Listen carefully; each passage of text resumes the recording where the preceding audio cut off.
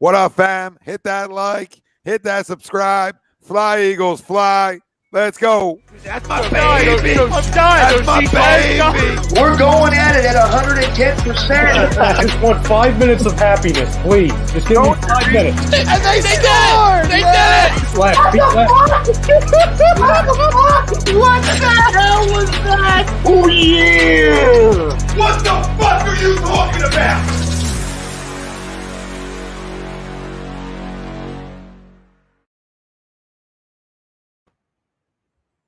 Mannery here. You're listening to A2D Radio, real sports talk radio for the fans, by the fans, no agenda. These guys are the best in the business. Hashtag it. No notes.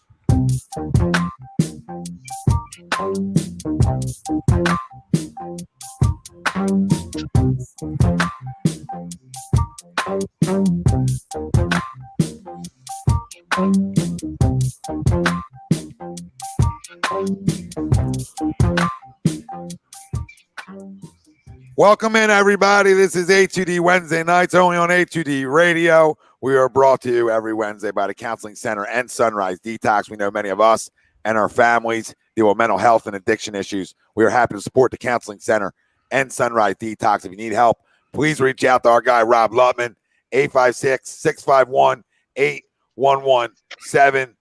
I'm not gonna say anything after that. I'm gonna be good. I'm gonna be good. I'm gonna grow up in front of your guys' eyes. That's what I'm doing. I'm growing up. What's up, everybody? We got Frank, Noah, Greg, Ralph, Ryan, Tom, the family. Let's talk about a ton of stuff. Phillies deadline's right around the block. They made a deal last night. That lasted all for about 20 minutes, and guys are failing physicals or whatever the case may be, and that deal falls through. So I don't know why. I mean, they can't even get a small deal done. Can't get a small deal done right now. So I don't have confidence in them getting a big deal done. We'll talk about it later on the show.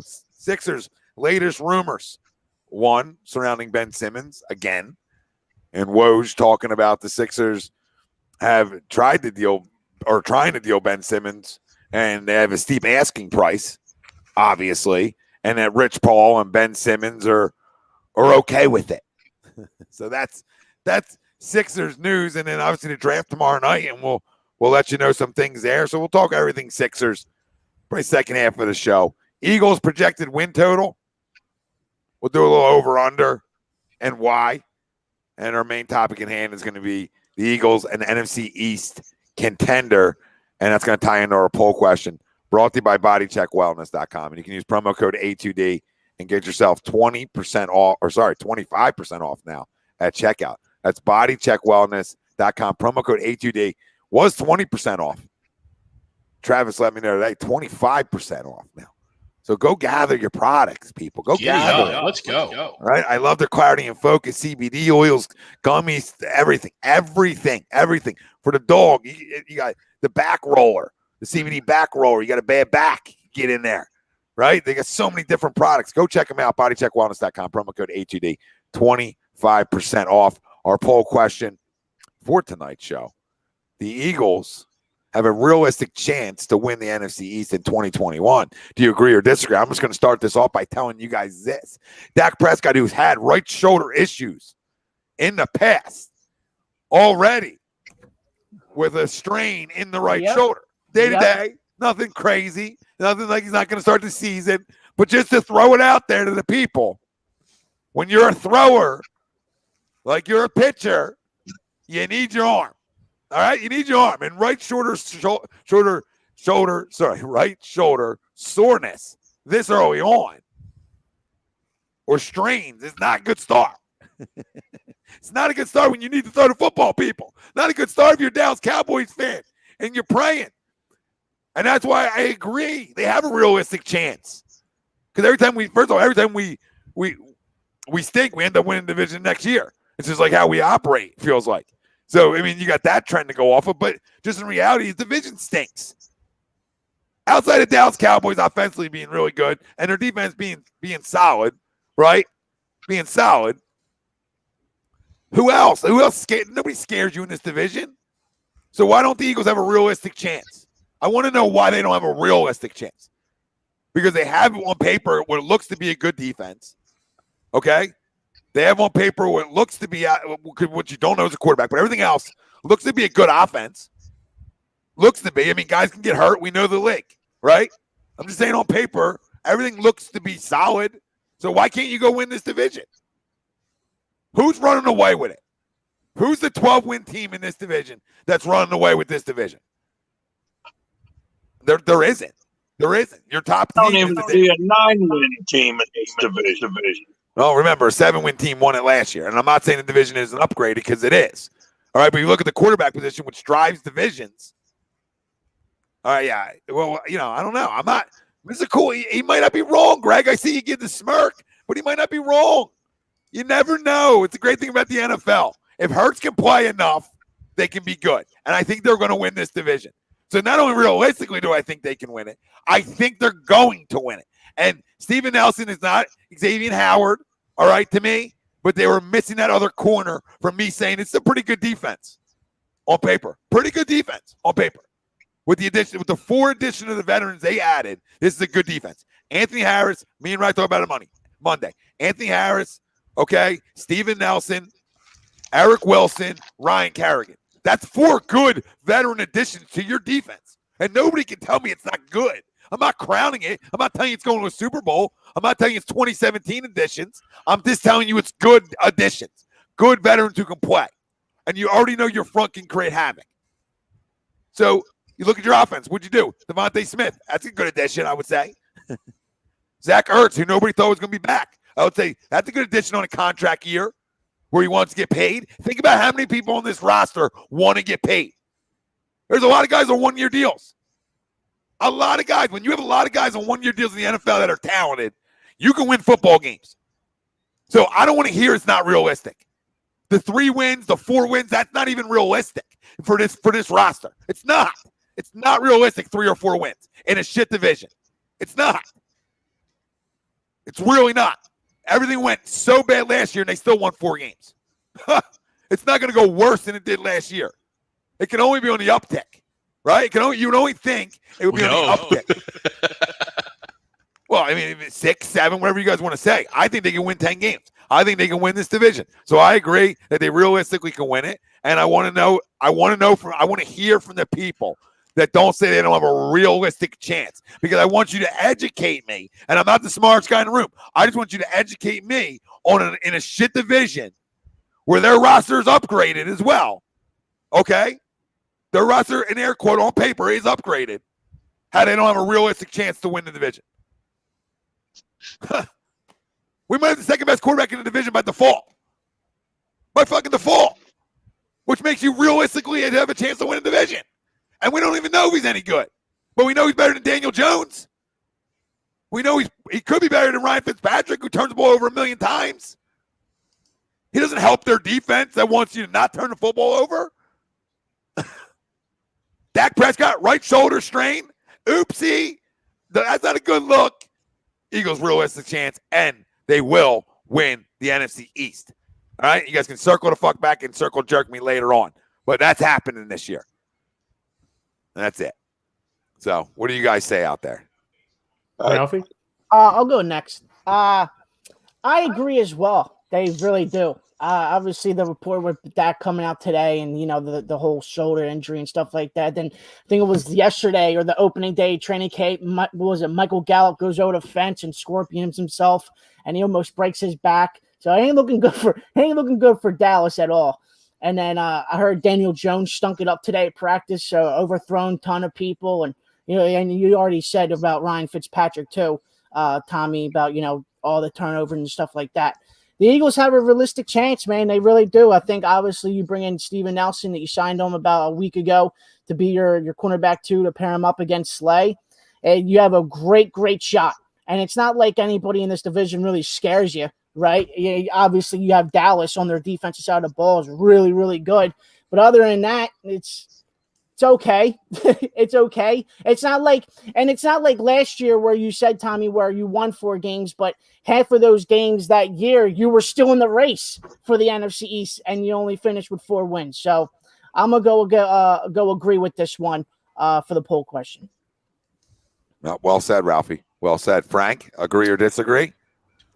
I also agree to the poll. I said this on multiple occasions, with a team like us that is considered to be in rebuild mode, there's a good chance we can win this division, knowing how the rest of this division is. And, with the moves we made, especially with Steven Nelson, Anthony Harris, Eric Wilson, Ryan Kerrigan, all great moves to make our defense a lot better.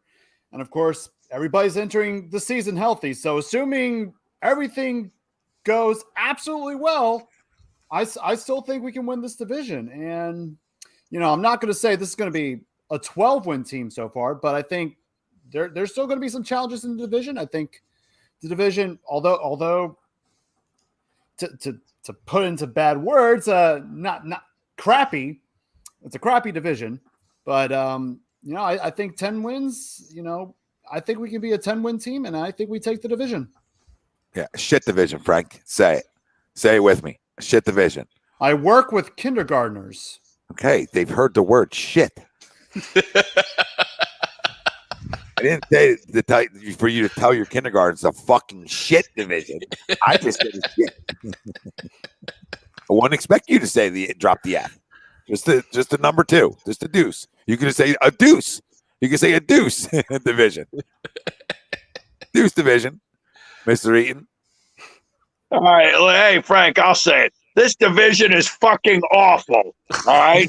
It is fucking awful. There is no way anybody from the NFC East wins 10 games. So by default, yes, the Philadelphia Eagles have a realistic chance to win the NFC East in 2021. And I'll tell you why. Because Daniel Jones blows. Why? Because the Dallas Cowboys will always and forever suck and haven't won a fucking thing since Super Bowl 30 way back when I was 12.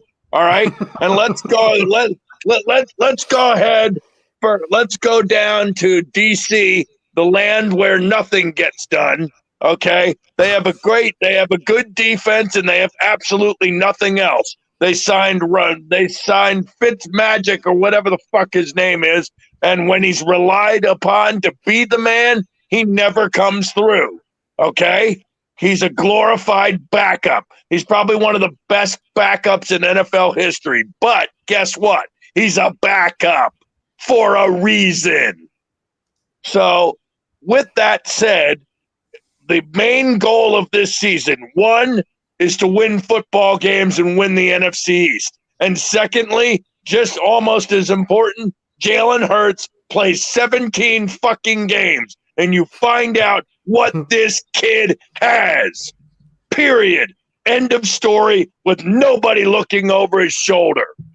And with all due respect to Audubon's own Joe Flacco, Flacco doesn't count. He was brought in to hold the clipboard. Yes. Yes. I really missed the No Eating Eagles rants. It's been a long time. I really missed them. Greg? Would it shock me if the Eagles won the division? No, because that's just what sports are. Do I think they have a realistic chance? No, I don't think so. We have a last place schedule. I have the Giants and the Cowboys being better than them right off the bat. Why the Giants, though? Just curious. I think a second year under Joe Judge. I mean, you guys are down on Daniel Jones. I think in that offense, though, he works well. He showed a little bit of growth towards the end of last year as they were playing a little bit better. And their defense is much improved. So I had them over. I can't wrap my head around Jalen Hurts yet. I still can't. And maybe that's me, right? And that's just me being the pessimistic Philadelphia fan that just doesn't want to get hurt again because we all know it's coming, right? And so we got a rookie quarterback and we got a whole new rookie coaching staff. I like the coaching staff. I hope Jalen Hurts can play. I just don't think that everything's going to go our way. You know, you mentioned about the free agents on a one-year deal. They're only on a one-year deal because Howie screwed up the cap so bad we couldn't extend them further. You know what I mean? So it's not like a bunch of guys who are and yes, they are looking for that next paycheck, but it's not like a bunch of guys in my mind of the Chris Longs who are looking to extend their careers, the Patrick Robinsons who are showing that or trying to show that they can actually play. These are just guys that we wanted and we wanted to use, but we didn't have the cap space to go further. Like I would really want to know, and everyone wants to praise Howie for this offseason, which all right, fine, he did really well with what he had to work with. But imagine what he could have done if he didn't screw us up for so long and we didn't have all this cap hell and we weren't eating $60 million. Yeah, listen, all that's factual, but the talent is what we're talking about. So the length of deals and et cetera, we're talking about this year. Sure. So, I mean, these are guys that have proven to have success in this league, and a lot of guys around National Football League went in 1 year deals because of the new salary cap that's coming. So, everything you said is factual up until this point, where they are going to have a ton of cap next year. So next year, yes. Yeah. But this year is like, put Band-Aids on things. I get it. But just because of the division, I mean, I agree with you, the Giants defense. The offense just doesn't do it for me with him. But I could be saying the same thing about Jalen Hurts in 4 weeks as well, though. Yeah. So I mean, I'd look at the addition of Galladay too. Just getting a big-bodied wide receiver up there helps Daniel Jones. He's never really had that big body. He's had guys that can catch the ball, but he's never really had the big body. Yeah, is their offensive line good enough? I don't know. You're absolutely right. We know Saquon coming back off the ACL, question mark, obviously. Sure. But you're right, Galladay's always hurt. But I do like them for him. I hate the Giants, but that's a good pickup for them. I can't deny that. Adoree Jackson, good pickup. But I just think because we know sort of what he is, and Daniel Jones, that's why I don't believe in the Giants to win 10, 11 games. Fair. No, that's fair. Absolutely. And like Noah said, we had the last place schedule. So we have the last place schedule and a team that on paper is upgraded just because guys are healthy on paper right now. That's why they're upgraded. If our line was good last year or intact, we would have been a better football team. But when you play 27 million offensive linemen, you're not going to be good ever. So, I mean, that's just factual NFL, simple 101. That with no O-line, you stink. And you're absolutely right? And correct. On paper, potentially we have an absolute above average, if not great offensive line on paper. But as mentioned, we just signed Landon Dickerson. We obviously just signed Steven Nelson. So we're now over the cap. So what move is corresponding with that, right? Does that mean Zach Ertz getting shipped out before game one? Is that Brandon Brooks getting shipped out? Because you're over the cap with those two signings. Greg, I heard you say that on Sunday, and I could be dead wrong, but I don't think we had $4.2 million left in the cap. We used that on Steven Nelson. It was a $2.1 million salary base with incentives. Okay. So I don't, and the corresponding. When I checked on Sunday, we had under $2 million left in cap space, and Dickerson and Nelson still weren't signed on Spotrac. Yeah, and to be honest, the corresponding move happened immediately, and they cut one of the defensive line. Yeah, but that wasn't saving cap, though. No. That was a roster move. But my point is, I'm pretty sure that there would have had to, if there was a cap issue, there would have had to have been a corresponding issue immediately before he was officially signed. Gotcha. Now, I could be dead wrong, but just based off of what we've been hearing the last couple of days, it doesn't seem like Zach Ertz is going anywhere. Seems like he's all but likely to be here still. The only chance he could get traded is maybe in season if we're just a dumpster fire and another team wants him. I truly believe that right now, maybe they cut somebody, that doesn't make it in camp, and maybe that's some, money off the books. But to me, I don't think that's really a problem anymore. I think the cap issue is fine. I think that's kind of resolved because I don't think we would have gotten to this point anyway. But as far as the division, the win totals, Tom, like you said, we talked about it on Monday. I've been very open with how dumb I think the Washington football team had been with signing Ryan Fitzpatrick. And I get it. Fitzpatrick has always killed us. So I'm sure the 2 weeks where we play them, he'll murder us and those people will come back and say, oh, well, I thought he sucked. It's not about what he does against us. It's not about what he does against the division. Just speaking about the Giants and Washington, if they had two quarterbacks that just managed the game, that used their weapons, that let the defense do the job for them, I think they would be a much better team. But unfortunately for Agreed. them, not unfortunately for us, they have two quarterbacks, Daniel Jones and Ryan Fitzpatrick, that are at the top of the list as far as mistakes made in the league, as far as fumbles, interceptions, consistently. You see how that can counteract a really good defense. Tom, you and I talked about Tampa Bay Buccaneers when they had Jameis Winston. They had the same talent they did now, but they had a quarterback that turned it over 40 times, which then hurt the defense. So, I can rant and rave about how good Washington's defense is. I hear you. I think it's going to be really good. It's not going to be good in the grand scheme of things if Ryan Fitzpatrick is leaving that team on their own side of the field or on the field for 75% of the game. Daniel Jones, listen, the Giants, they have Saquon Barkley. They have Darius Slayton, who I love. Kenny Golladay. They have a lot of weapons. The offensive line is a little bit better. But if Daniel Jones is putting it on the turf as much as he does, I don't give a damn who he has. You know what I'm saying? And to your point, Tom, I don't, with the Dak Prescott thing, I don't, and nobody is. So, I saw people in the chat saying, oh, you're predicting injuries. Nobody's predicting injuries. Telling you what it is. Telling you that shoulder sprain, and for a thrower, that's not good. Mm-hmm. You have major questions, we all do, about, okay, well, Saquon, it looks like he may not be ready, at least for the beginning of the season. And if he is, how long is that going to last? The last 2 years says it's not going to last very long. Dak Prescott coming back from a major knee. Now he's got shoulder issues. He's always had a little bit of a shoulder issue. That's something to monitor. So when you get back to this poll and you say realistic, well, I have them around an 8-win team anyway. I expect the Cowboys to be better. I do. I mean, we always go back into it. I think I've said the last 2 years I thought Dallas was going to win the division, and they've been a dumpster fire. So we've been here before with the Cowboys. But just based off of what each team has, I think we have a very good shot to be the second best in this division. And then if Dallas does what Dallas always does, and that's underperform, or there's an injury or whatever, well, that's going to bring them down to earth. And then to everyone's point, it's going to make this division flat out suck again. They have the capabilities, Dallas, to be an 11, 12, 13-win football team.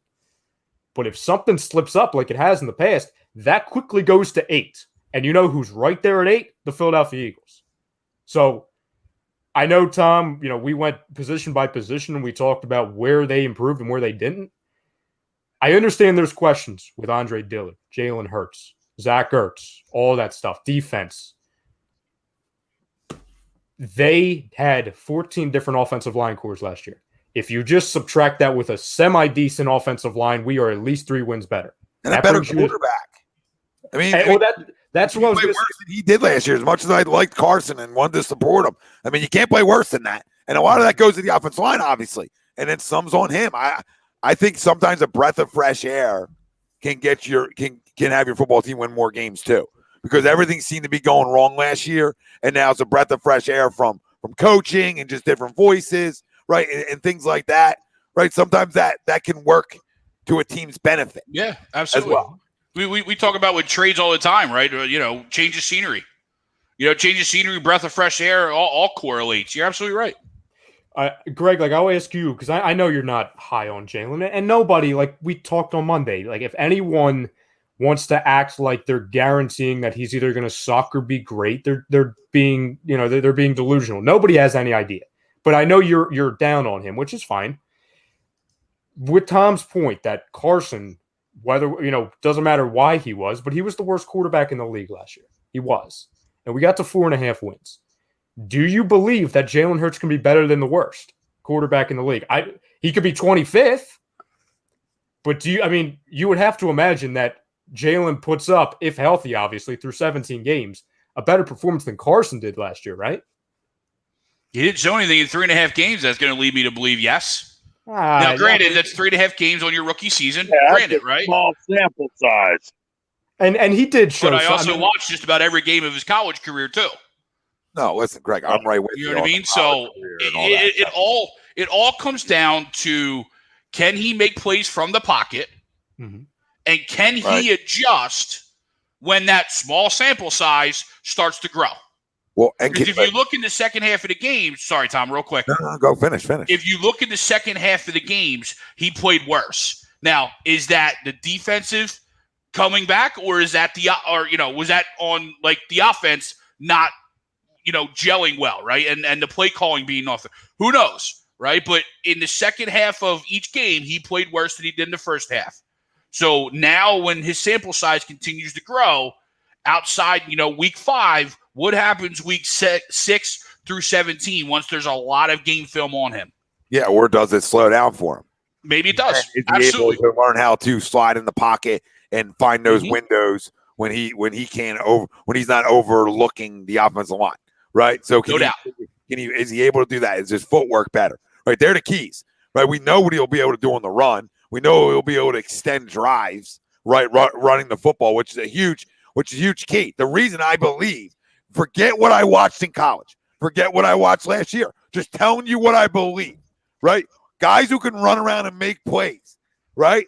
If they're going to be successful, they're going to start being successful the second they get the job, right? Because they can run, they can create stuff, right? And that might only last a couple years and guys get hurt and then it's bye-bye, right? So he's got to be able to develop as a quarterback as well, but being able to stretch plays inside from outside the pocket, not only running for first downs, just extending plays, right, where that big play comes open and it's a 50-yard pass for a touchdown, right? Those types of things can be really successful early on if you're not the greatest in the pocket. And to Greg's point, teams will get tape on you, and sometimes you can stop it, sometimes you can't, right? But I do believe he's going to be better this year than he was last year in the pocket. Now, is that going to be enough? I don't know. But I know everything around him is upgraded. Everything around him is, air quote, on paper, upgraded. Like me and Ryan talked about. Every position on this football team, you can't say disagree to being upgraded right now from it was last year. You just can't. You just cannot. Every position is, air quote, better. Positional groups, right? Everyone's better than it was a year ago. Do you agree with that, Greg? Because I see you looking around.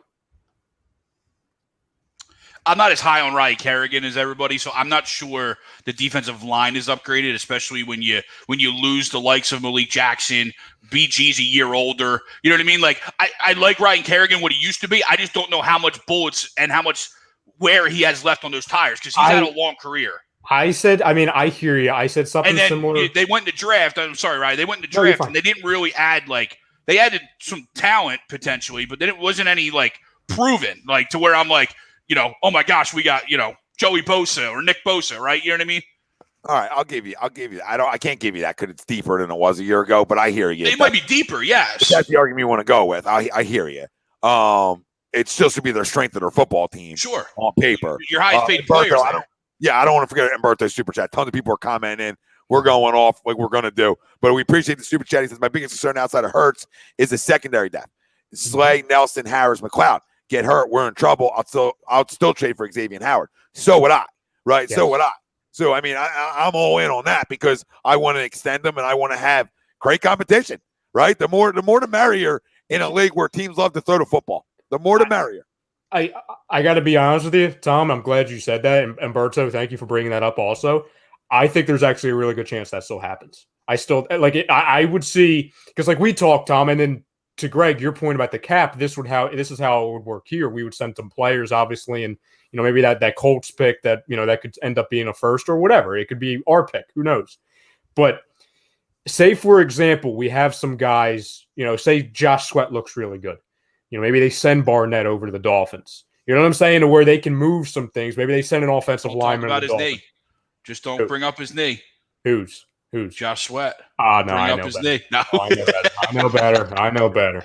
But you know what I'm saying? To your point, though, Tom, and I agree with Umberto and the people saying it. Nobody out here, at least on this show, is saying this is a Super Bowl contender. Nobody's saying that this is a perfect roster.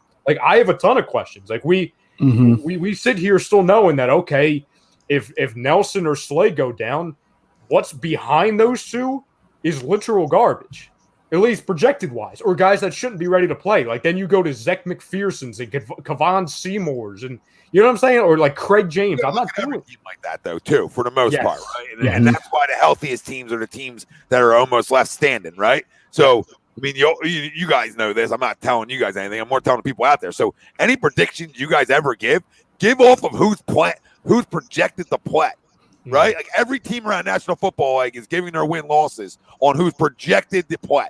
Now everybody knows that some guys are going to get banged up. You're just projecting that it's not a tornado, right? A tornado doesn't come through and knock everybody off like it did last year. That's what you're praying for. Because if it does not, they win the division. And people can call that a cop out. I'm not copping out. I'm just telling you, nobody does. If Tampa gets all banged up, they ain't winning shit. This is how it goes. You got to have talent, but you also got to have health. And the one thing that you mentioned, Greg, earlier about the offensive line, and I hear you, like there's questions every year about, how is Brandon Brooks going to stay around? Is Lane Johnson, like I said on Monday, that Lane Johnson's good to give you 4 to 6 weeks where he's either completely out or he's banged up. But like I mentioned to Tom, and we talked about on Monday, the one advantage, and this is all on paper, like you have to see if these guys are able to play. So it's a lot of ifs. But you could argue that we have 2 separate tiers of offensive line to where it's way deeper now, especially in comparison to last year when you had our 5th stringer starting games. If you have a situation where Dillard is serviceable enough or good enough to be that starter on the left side, then you have Mailata being that swing guy. You can either play him at left, you can play him at right, you can play him at guard if you need to. Obviously Dickerson, if he's healthy, he might just flat out start at guard. I know they view him as a center, but he can play both. Yeah, can you get me a sandwich while you're in there? Oh, no, I was getting food. Ham sandwich coming up. Then you would have Ciamalo playing the backup or vice versa. Then on the flip side, you have Jack Driscoll, which I know I really like. I think a majority of people like. Herbing on the one side. So you have a good situation to where you flip it, and it's like, oh, okay, if 2 guys go down, I hate doing the next man up mentality because I'm not trying to quote 2017, but you know what I'm saying. Like it's a really good situation in comparison to where we were last year, and in comparison to where a lot of other teams really only have 1 guy. The whole roster is better.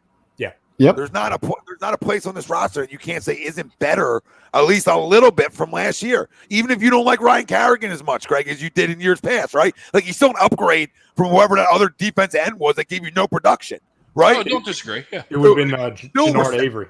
Yeah, Jannard Avery. He's going to give you more production than that. He's going to be able to get BG off the field a little bit, right? So, which is a help, right? To keep guys fresher. Young Das, and is entertainment at its finest on A2D. Yeah, and he's not even trying to be either. That's the sad part. But if you're watching us, hit the like, hit the subscribe, family. Make sure your alerts are on. Let's fucking go. But no, I mean, like I said, that's the only person that I heard say that's not realistic in the chat. Like I think there might have been people earlier, but Greg was the only one. He's all by himself. But Rye, you do bring a good point. You know what I mean? If there is a silver lining to last year's horrific season, was the depth built at the offensive line, and especially that being young depth. You know what I mean? Herbig, Driscoll, those cats, they're young, so it's not like where we missed out on re-signing Vaitai at a huge cap hit. Right? These guys are all young, so they're still cheap. So that helps you when you're in a salary cap type of situation and something goes down. Yeah, are they long-term options? Probably not. But the experience and the ability they got playing last year was absolutely a benefit. Like Ralphie, I'll ask you because I know you didn't get a chance to talk about it on Monday. Do you agree that every position group is better than last year? And if so, what is that one position group? And this goes for everybody, obviously. Mm-hmm. What is that one position group that you're still the most concerned about, even if they all upgraded? What up, Cody? I would say, yeah, I agree. I think what Jalen has on the offensive side right now is a big upgrade of what Wentz had. Obviously the wide receivers and Zach's coming back this year on a contract year, so that's a lot of upgrades as well. Yeah, he's going to have better targets to throw to. Zach is back. I would even though we got Steven Nelson as the CB2, I'm still going to go the defensive backs just because of the fact that if one of them goes down, and we're in a situation yet again like we were last year, where one of them goes down, it's all right, practice squad, take somebody off the waivers, and then you find out this dude hasn't played football since high school. So that is a big question mark for me. Ralph, it's a good one. I would say linebacker, right? Yeah. Okay. that I think is upgraded. It is upgraded, but it's my biggest question mark of a position. Even though I like Eric Wilson a lot, we don't know what Davion Taylor is. Alex Singleton's okay, but you know what I mean. It's still a question mark. Frank, for me, I also go with the linebackers and the secondary. I mean, yeah, we got better by getting Eric Wilson, and we know what Alex Singleton has. You know, can he do that all 17 games this year? I mean, Davion Taylor, we don't know what he is yet. Sean Bradley, we don't know who he is yet, even though he lives 15 minutes away from where I live. So, let's go. Yeah, go over there and ask him. Get him on board. Let's go. Yeah, ask him. Stop being selfish, dude. Seriously. Tell him it's for the kids. Different high schools. Tell them it's for the kindergartners that you teach. Yeah. But with the secondary, you know, who's going to be behind Darius Slay and Steven Nelson if, God forbid, if one of those guys go down? Does Zach McPherson have what he has? But no. I just don't know behind those kids have a mascot for a teacher and they don't even know it. And what is he eating? What are you eating? Marshmallows, dude? What is he eating? What is he eating? What is it? Banana. Oh my God. I know. Don't eat it too slow. Or suggestively. Or do. Yeah. Or do, yeah. Teach their own. Yeah. hey, it'll get us more members. So maybe eat. You know, all right, Noah. What's your weakness, Noah? Just eat the banana, however you like it. Noah, gee, thanks, Frank. Anyway, let's get back to the Eagles. Yep. All right, biggest weakness. Well, I'm not gonna lie. When you only win 4 fucking games the previous season, there's a lot of weaknesses. But for fun, I'd say the defensive line definitely underwhelmed me last year. Yeah, but going into the season, you're still concerned about them after the moves and the drafts. You're still that's still your biggest concern. That's what we're looking for. Not the biggest disappointment last year. Right. I mean, I like the Kerrigan signing. I don't know. He's obviously long in the tooth, but yes, he is an upgrade over a Jannard Avery. Weren't they second in the league in sacks? And they were second in the league in sacks, and they always played from behind. I don't know if that defense line was disappointing last year. They never had the fucking lead. Yeah, I was just letting him go. I completely agree with you. Me, you, and Greg look at each other at the same time, and we're like, wait a second. Yeah, they were number 1 in the league. They were number 1. Yeah, they were like top 5. He was worried about getting snacked and staying on topic, but I get it. Snack away. My snack's still chilling in the freezer, waiting for post game.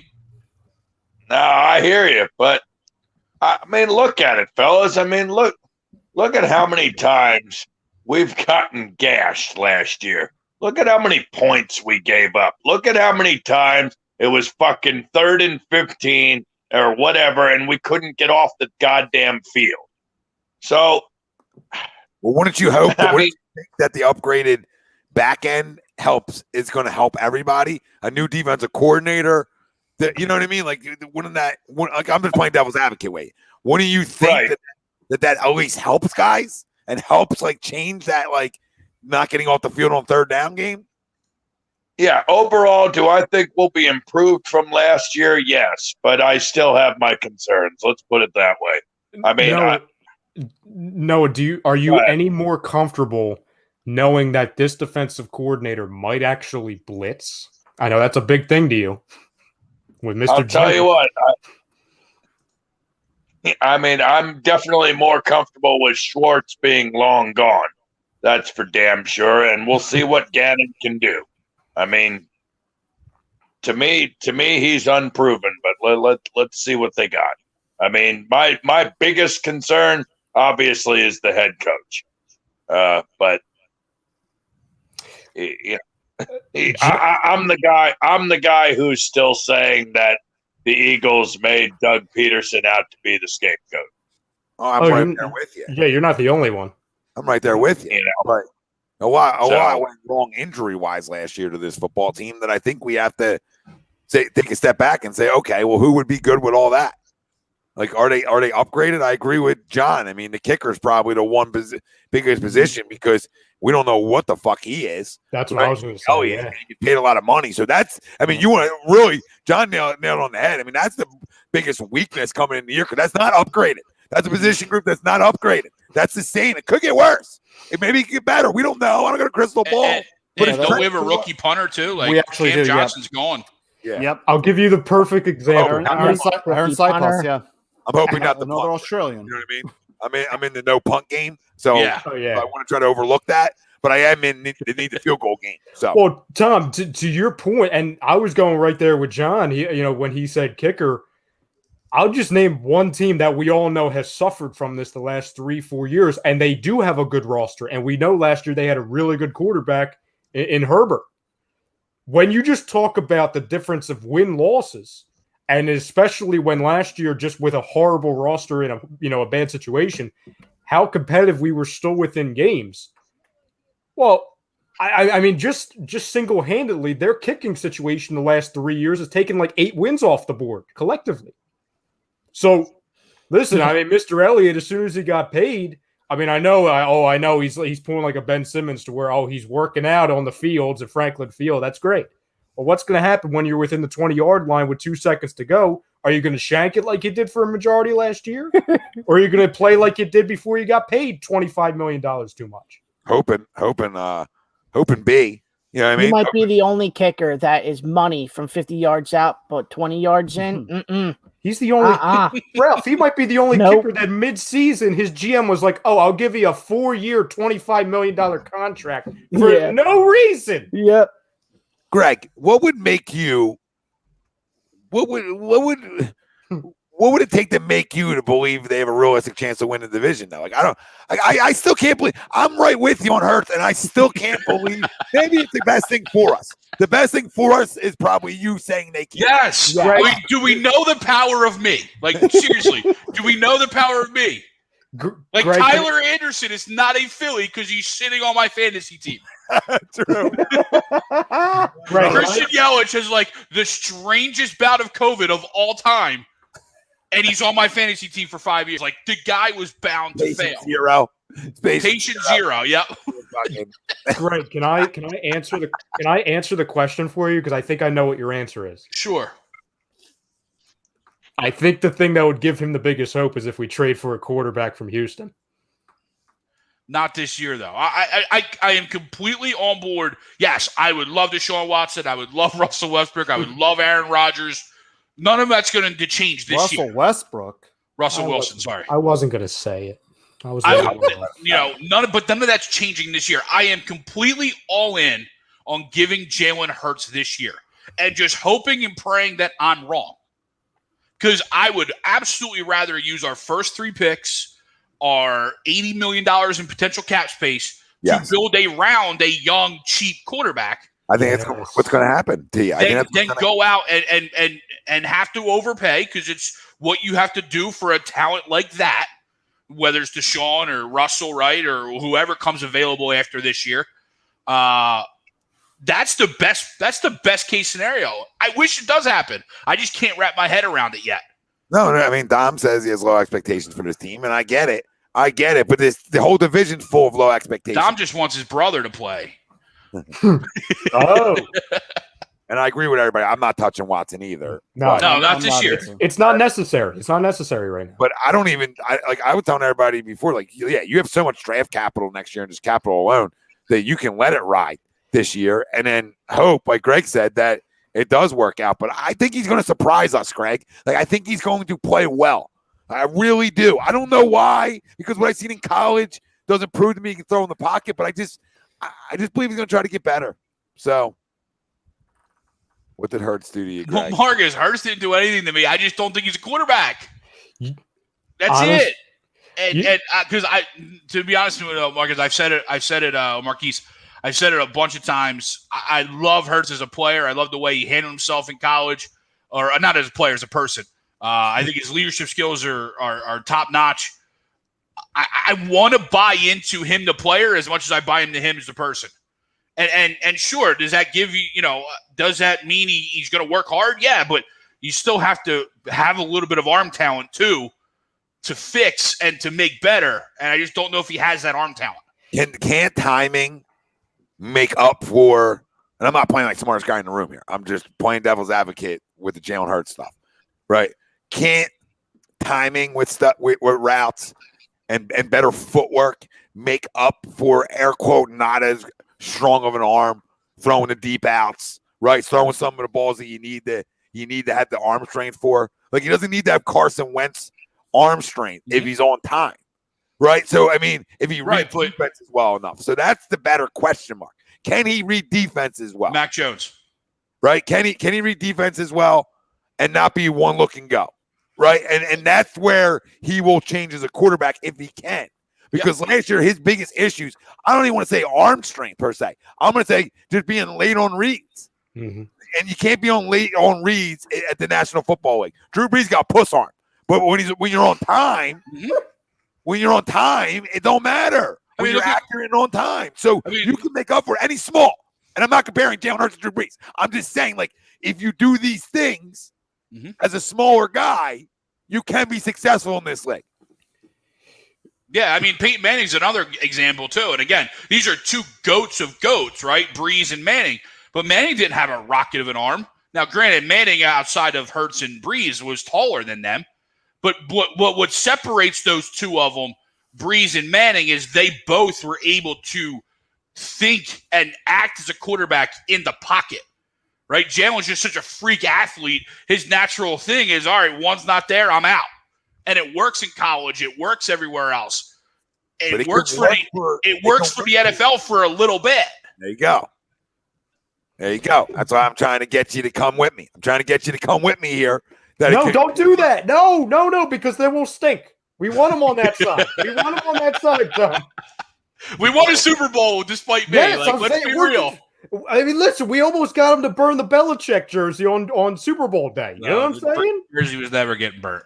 Wow. I think Wilson's still upset with you after that. It was Sweep's jersey, sweater, hoodie. No. Hey, Ryan. Hey. You know why we stunk last year? Because we couldn't stop anybody. Well, we couldn't. Well, no, two things, Noah. We couldn't get to the quarterback, at least. Correct. Enough, and we couldn't protect our quarterback. And there was no interceptions, by the way. None. We got absolutely beat up on both sides of the line of scrimmage. I mean, and that's why I said earlier, defensive line is my biggest worry. Only because you need to be rock solid up front on both lines. And to be honest, I have concerns about both sides of the ball on the line of scrimmage. What did the defensive line do to you last year? I'm with you, and I don't think it's like massively upgraded this year, but they weren't the issue last year. I think I know what Noah's saying. Noah, correct me if I'm wrong. What I'm saying is, in a passing league, if you can't consistently get to the quarterback and knock him on his ass, then you're in trouble. So are you saying that Dax? They were second, or they're right in the. I think they were second. Yeah, top three. Top three, whatever, in the league in sacks, playing from behind and never blitzing. So, I don't know why. With a bad secondary. And that's where, to your point earlier, that's where I'm hoping that Gannon will be the difference, and I'm hoping he'll blitz more, and I'm hoping his new defense will allow us to be more aggressive and get after it and not play some bullshit prevent defense that we seem to do when third and long roll around. I'm not saying I'm a Jim Schwartz fan or a stan or whatever, but everybody better hope that Jim Gannon can produce a top 10, 12, 15 defense year in and year out with the slop that was given to Jim Schwartz.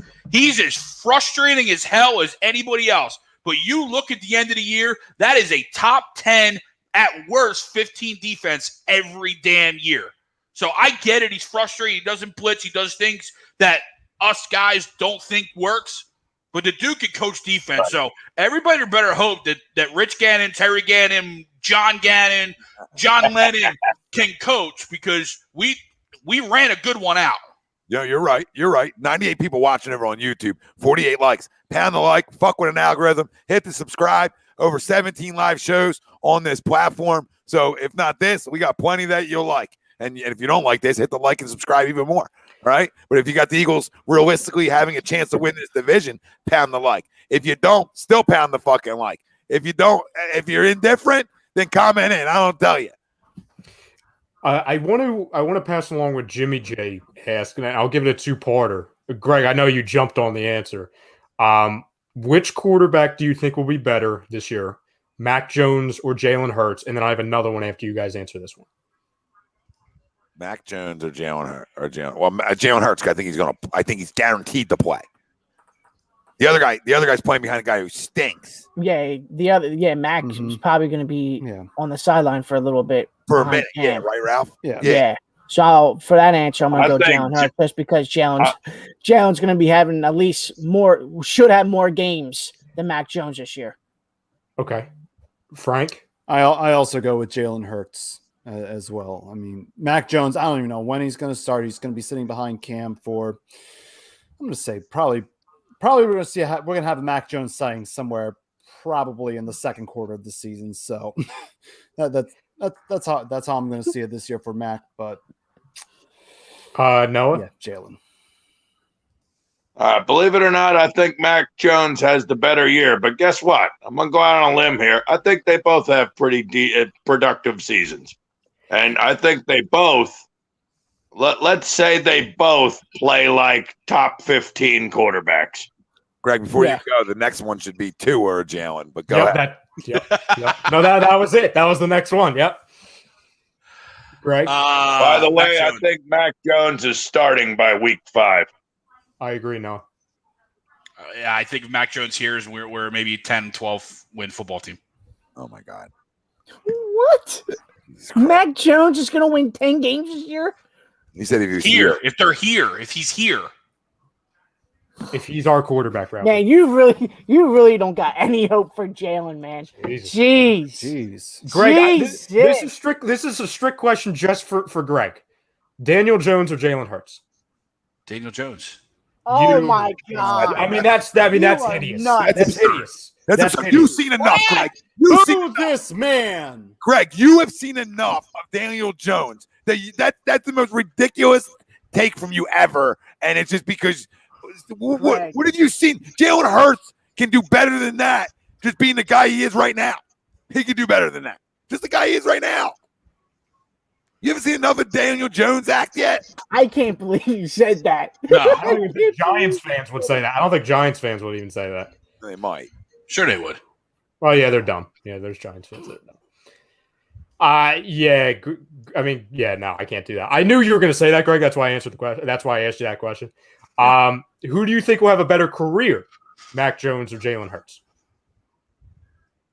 There's so much that goes into that, right? I mean, I don't know. I mean, who's going to have the better rosters around them for longer? I can't answer that. Off of strictly just talent alone. Mm-hmm. I mean, Belichick can't coach till he's 90, can he? I'm just going on a limb, just because of the organization. I'm gonna say Mac Jones. Yeah, I just think people think he's gonna be Brady, and then that's the downfall. I'm gonna go Hurts. I just think that's too much to try to live up to there. I don't know if he can live up to that.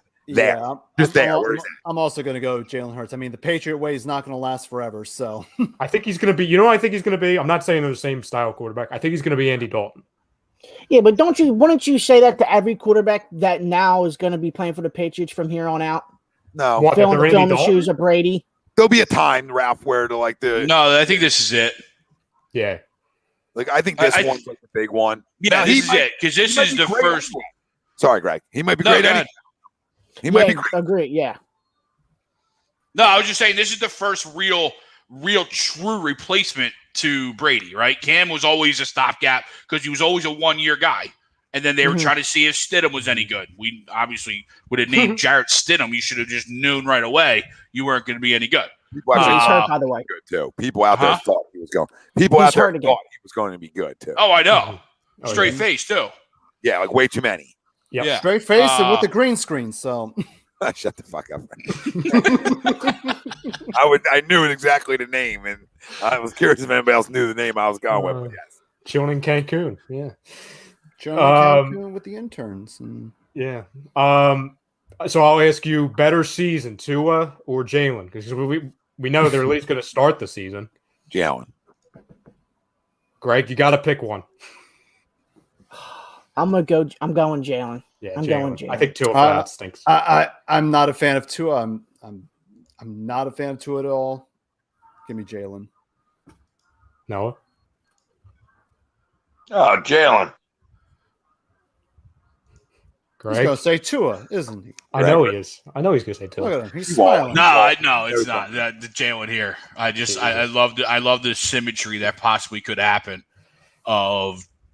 I think there's more of a shot of Jalen becoming a legit NFL quarterback than Tua ever becoming a legit NFL quarterback. You know why I agree with that, Greg, and why I confidently say Jalen? I think Jalen at least has a ceiling of a really good quarterback. I don't think Tua has that. Like, I'm not saying Tua has the floor of like 40th in the league, like behind 8 other backup quarterbacks, but I think at his best, it's not very good. Now, do you still feel the same way if Tua never hurt that hip in college? It's tough because you'd have to see how he comes back. Yeah. But to be honest with you, though, Ralph, I don't know. I probably might say the same thing because I wasn't a big Tua guy in college. Yeah, he still had great. He still had great twitch with the hips. So I mean, he did before the injury. So I don't know, but that injury kills it. That does the drill. I mean, you need great hips. So I don't know. Yeah. His quickness didn't seem there last year. Could he get that back? I mean, I guess he could, right? With modern medicine, I mean, I guess he could. But I'm gonna go. I just think Jalen. It's not hard to say he can be better than him at this point. And that's why, like I say, as far as like realistic chance to win the division, because of the improvements to the roster. Again, not a great roster, not a top 5 roster, not a top 10. Like, nobody's saying that. But the improvements of this roster, and especially if we are healthy, at least in comparison with the offensive lines, the secondary is in a much better situation, linebacking, etc. And also if we have a couple receivers that actually can A, finish a route, B, jump for a ball, and C, run out fully. If Jalen Hurts is just good, I think we're in the mix for the division. Like, we don't need him to carry the team. I think that's what people are missing here. It's that, like, nobody's saying, oh, we think Jalen Hurts is going to have a Carson Wentz 2017 performance and carry the team, or like he did in 2019, where he put the practice squad on his back for the final 4 games of the season. It's like, okay, if Jalen Hurts does what he does well, uses his weapons, and the defense does their job, I know that's a lot of ifs, but that's just the integral parts of having a successful football team, you're looking at an 8, 9, 10-win team. J-Love, 34-8-0, brother. Yeah, come on, man. Appreciate the love, though, brother. Listen, you just hit there should be the like button right in front of your face, and then if you just click right underneath of that, you should see the A2D button, and then you can just subscribe. I think you're already a subscriber. Kayvon with a super chat. He might want to join the membership. Oh, yeah, no, I think he's saying membership. Oh, then drop the link in for him if he needs membership. That's easy. Kayvon, $4.99 super chat. We appreciate you, brother. Jalen will be better. Tua's all right. I'm a Tua fanboy. He's my favorite player. I'll admit it.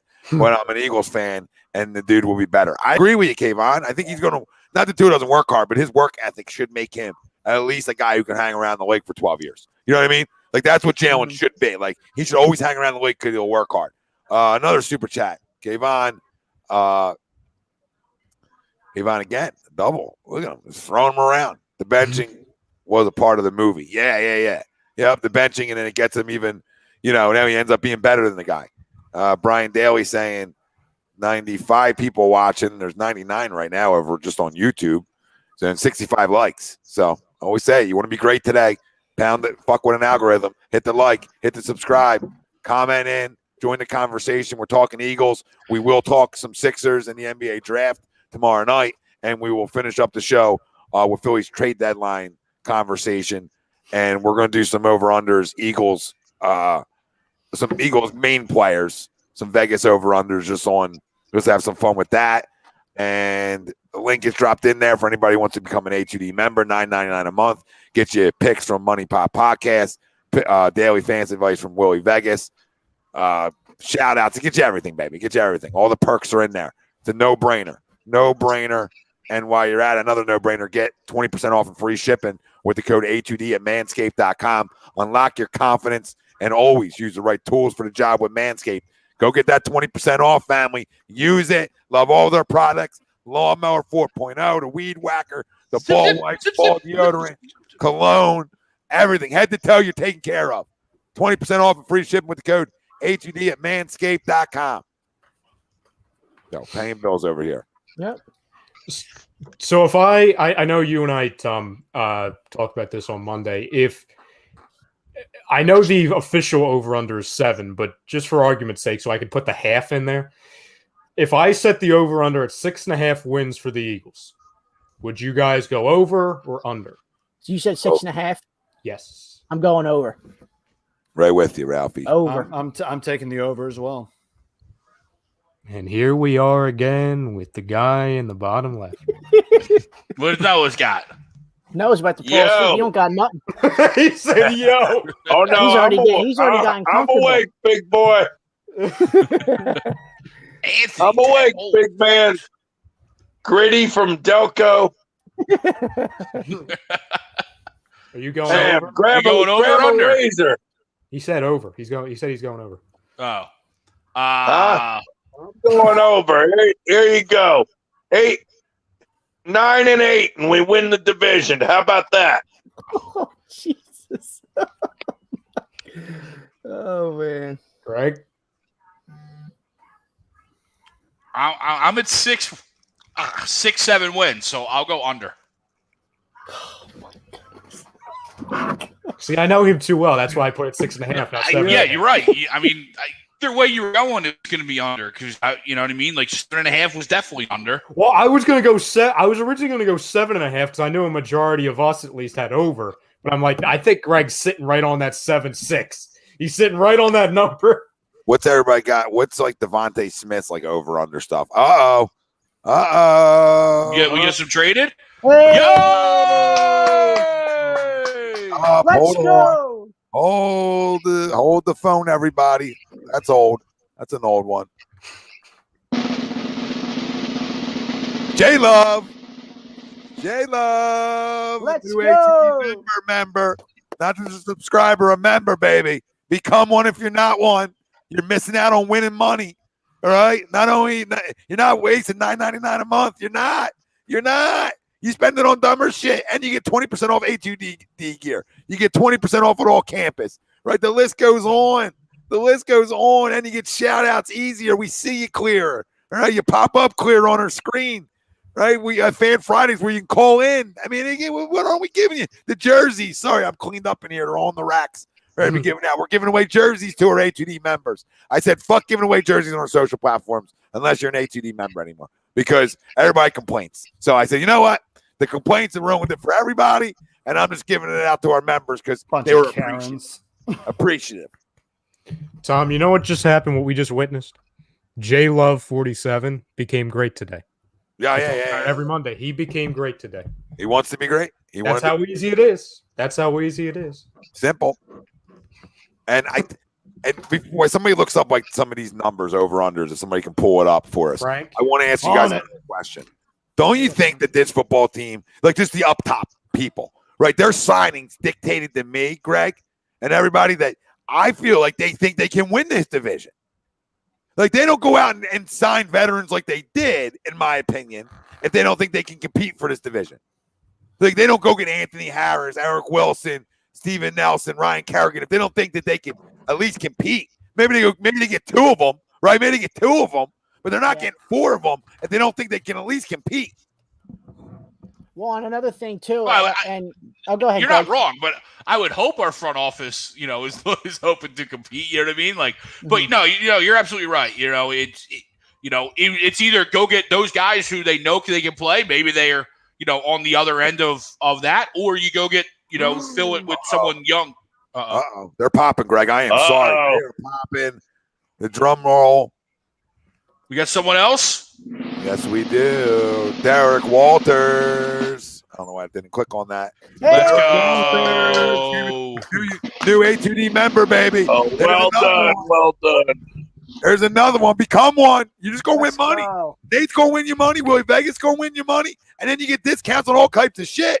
You get shout out. You get everything. You get jersey giveaways. You're in it for the whole thing. The whole thing. Tom, do you know what we just witnessed, Tom? Derek Walters wanted to be great today. And he became great today. It's that easy. Great. Look, John's fired up. Let's fucking go. But look, Mike, I think in the postseason presser, Jeffrey Lurie was clear that he didn't think they could win. He almost set up a timetable. Well, maybe 10 years from now, right? Yeah, I remember that. Right? No, he didn't think they could. But something happened where they were like, oh, maybe we can win this division. Yeah.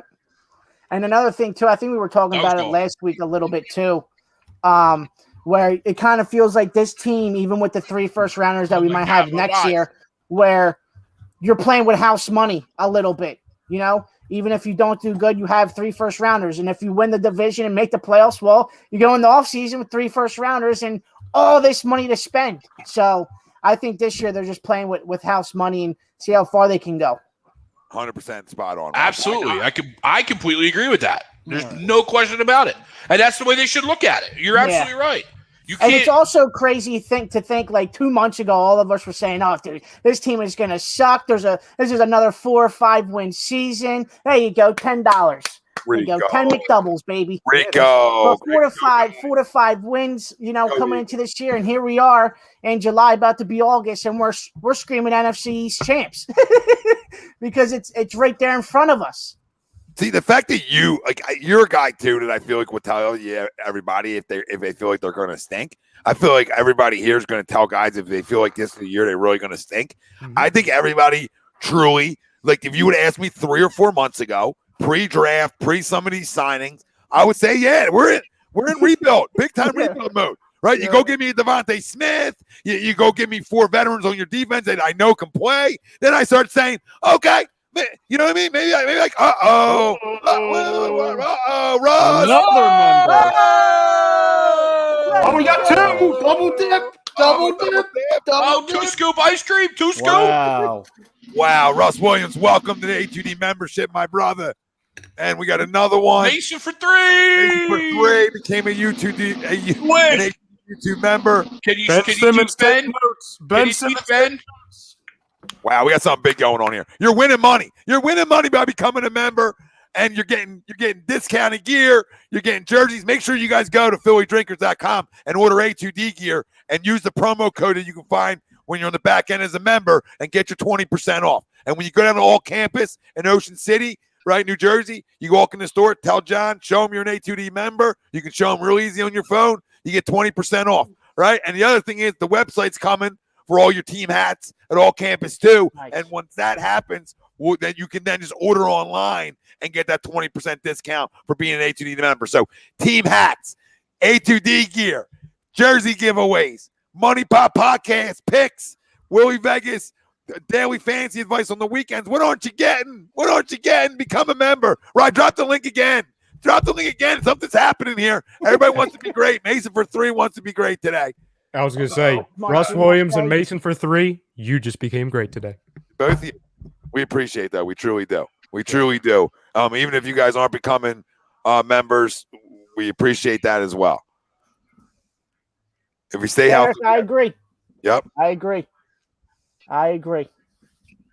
If we can stay healthy and not have, 15 line combinations of offensive line this year, we have a good shot of winning the division. Yeah, and if I could stay off the snacks, I'd be skinny. Oh my God. See? Mason for 3, no hitch in that. Hey, Mason, you have to go to Ben, though. Ben is too lazy to come back home and work out. You got to go out to L.A. and go see him. By the pool. And slippers with socks. Holy slippers shit. with socks. Or I wear slippers with socks all the time. Well, I'm not surprised.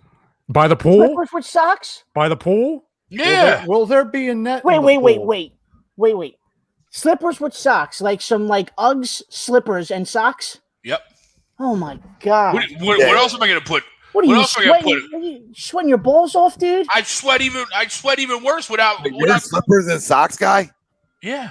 Like in the heat. In the heat. That's why you love Ben. No, not in the heat. Okay, we're talking you do it by the pool. Oh, okay. Don't you try to cop out for your boy. You ain't. I wouldn't let you live here ever. I would say you ain't coming back if your slippers and socks at 98 in the dry heat. But you're fucking. You're just roasting. Your feet smell like dog shit. Nobody's got time for that. Sweating balls. Bruce Nate was under COVID. He's getting back. So if you missed picks last week from him, that was why, family, and that's why he's not on tonight. But he is feeling better, and we're sending our prayers to a full speedy recovery. Yep.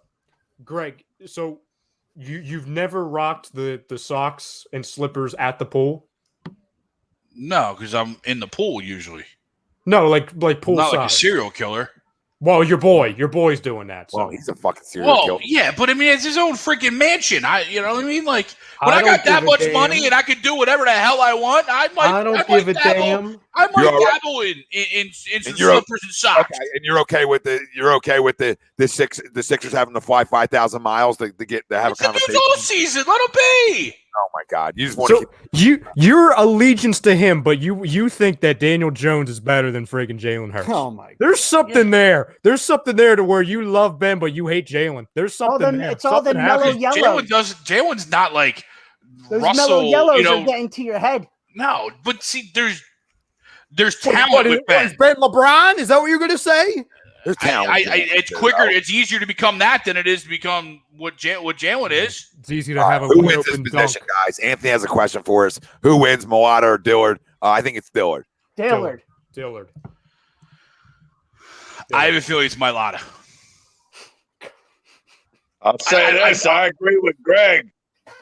I think Dillard is soft as shit. That's what I think. When you guys were talking about the question his heart, I question his toughness. I question whether Dillard wants to play football. I agree with you.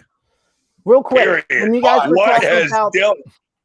what has Dillard shown here yet? What has he shown? He was hurt last year, so I mean he wasn't able to show anything. But I mean he was drafted to block out the sun per se. I mean the guy didn't give up a sack in the Pac-12. Everybody was blowing was freaking slapping his fucking knob when they drafted him. That's great. But in the Pac-12, they don't play fucking defense. I'm not saying they do, but everybody was blowing the draft pick when it happened. Yeah, I mean, it needs to be Dillard, but I think Mulata does. Okay, so if that happens, and going back to the Xavier Howard trade talks.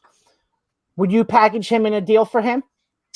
I think the Dolphins are already shored up on their offensive line. They used 2 or 3 high picks the last 2 or 3 years on like first round top 10 offensive tackles. So I think they're good. I mean, it may go in there just because he's a caps filler. You know what I mean? And to make that money work. But I mean, Xavier Howard works. If we could get that done, yeah, he obviously slides right in front of Nelson. And what he does also is he brings a different element to the back end of that defense. He's a guy that takes the ball away.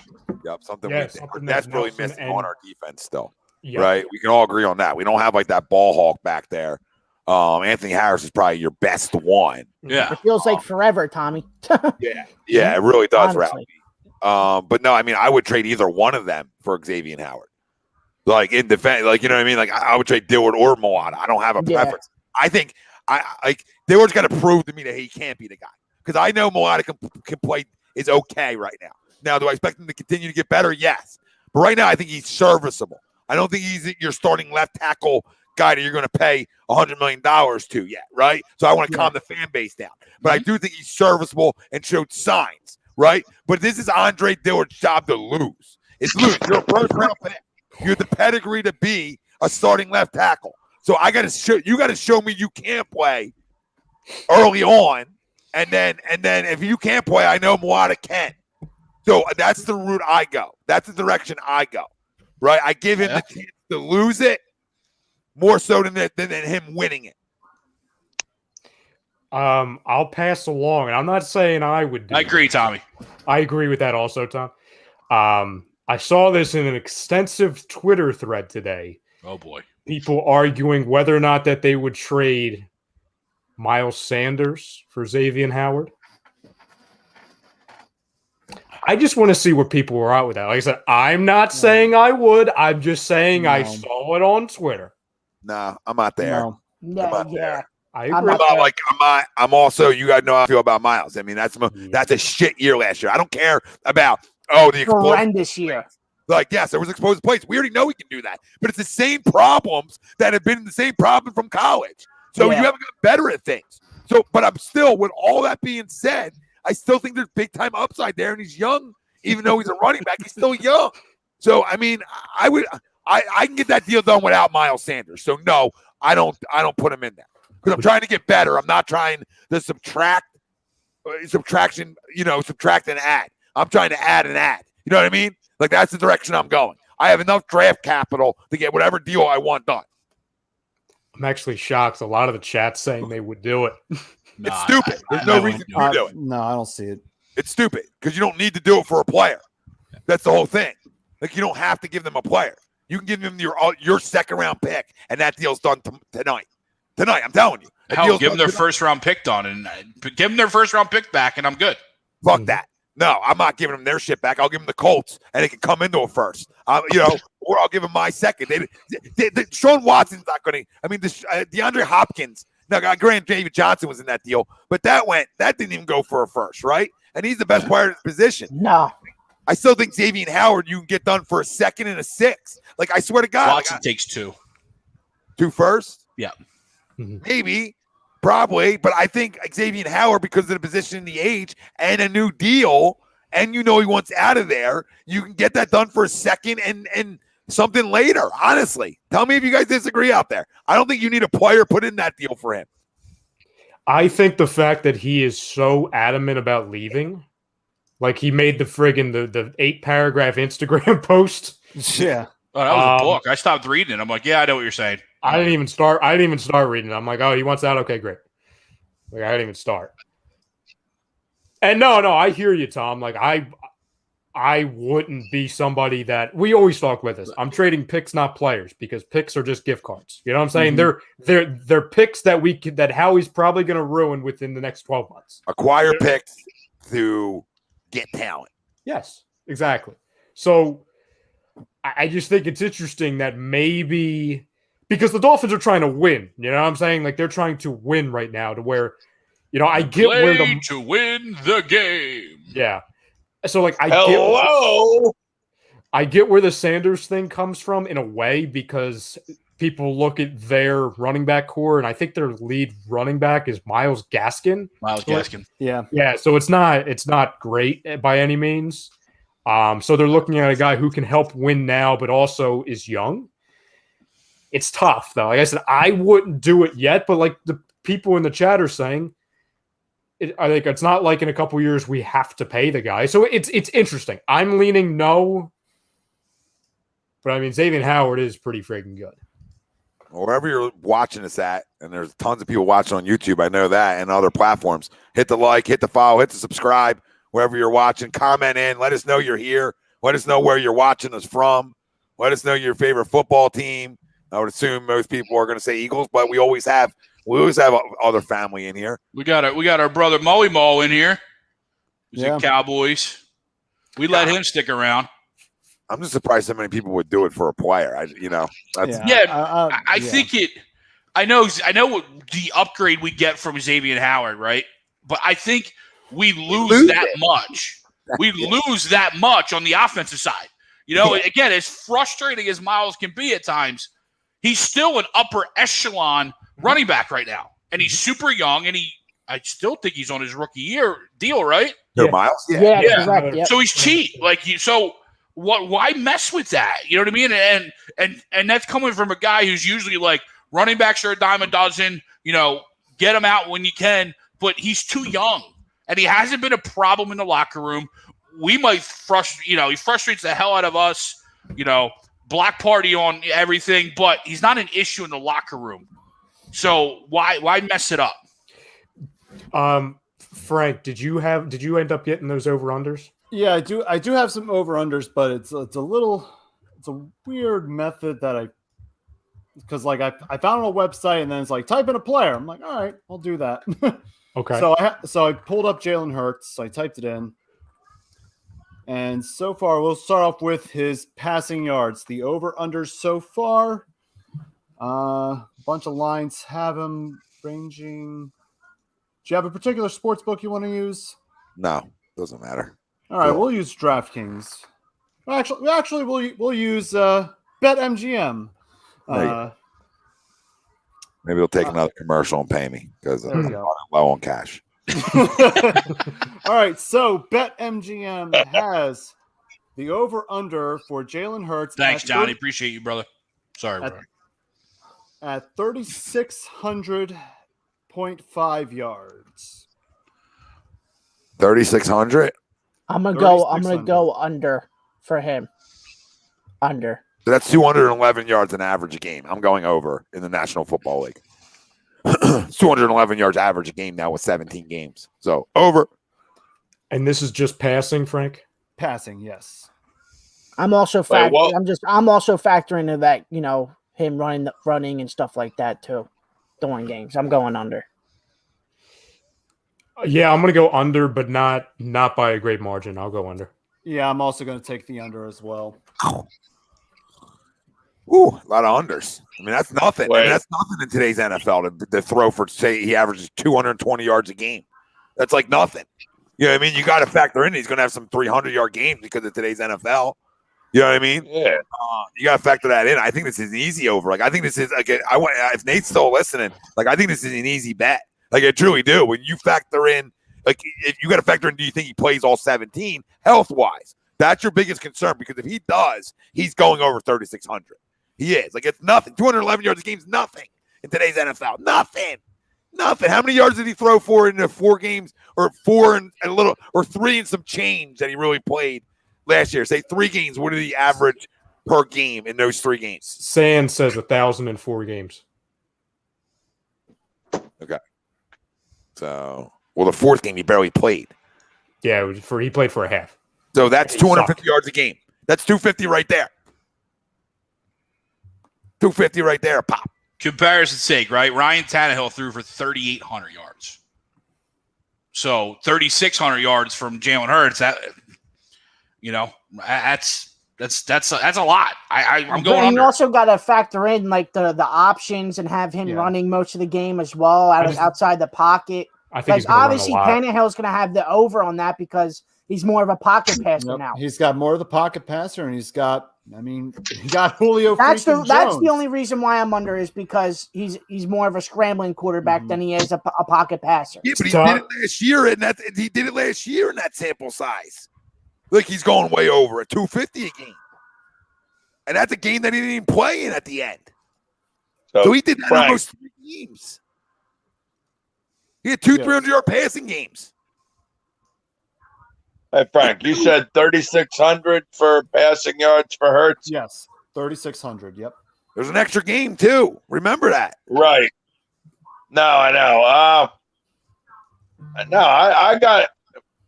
I don't know. I mean, I know they're going to have him running the ball. Unfortunately, I don't know. It's not an option in the BetMGM sportsbook. I'm going over.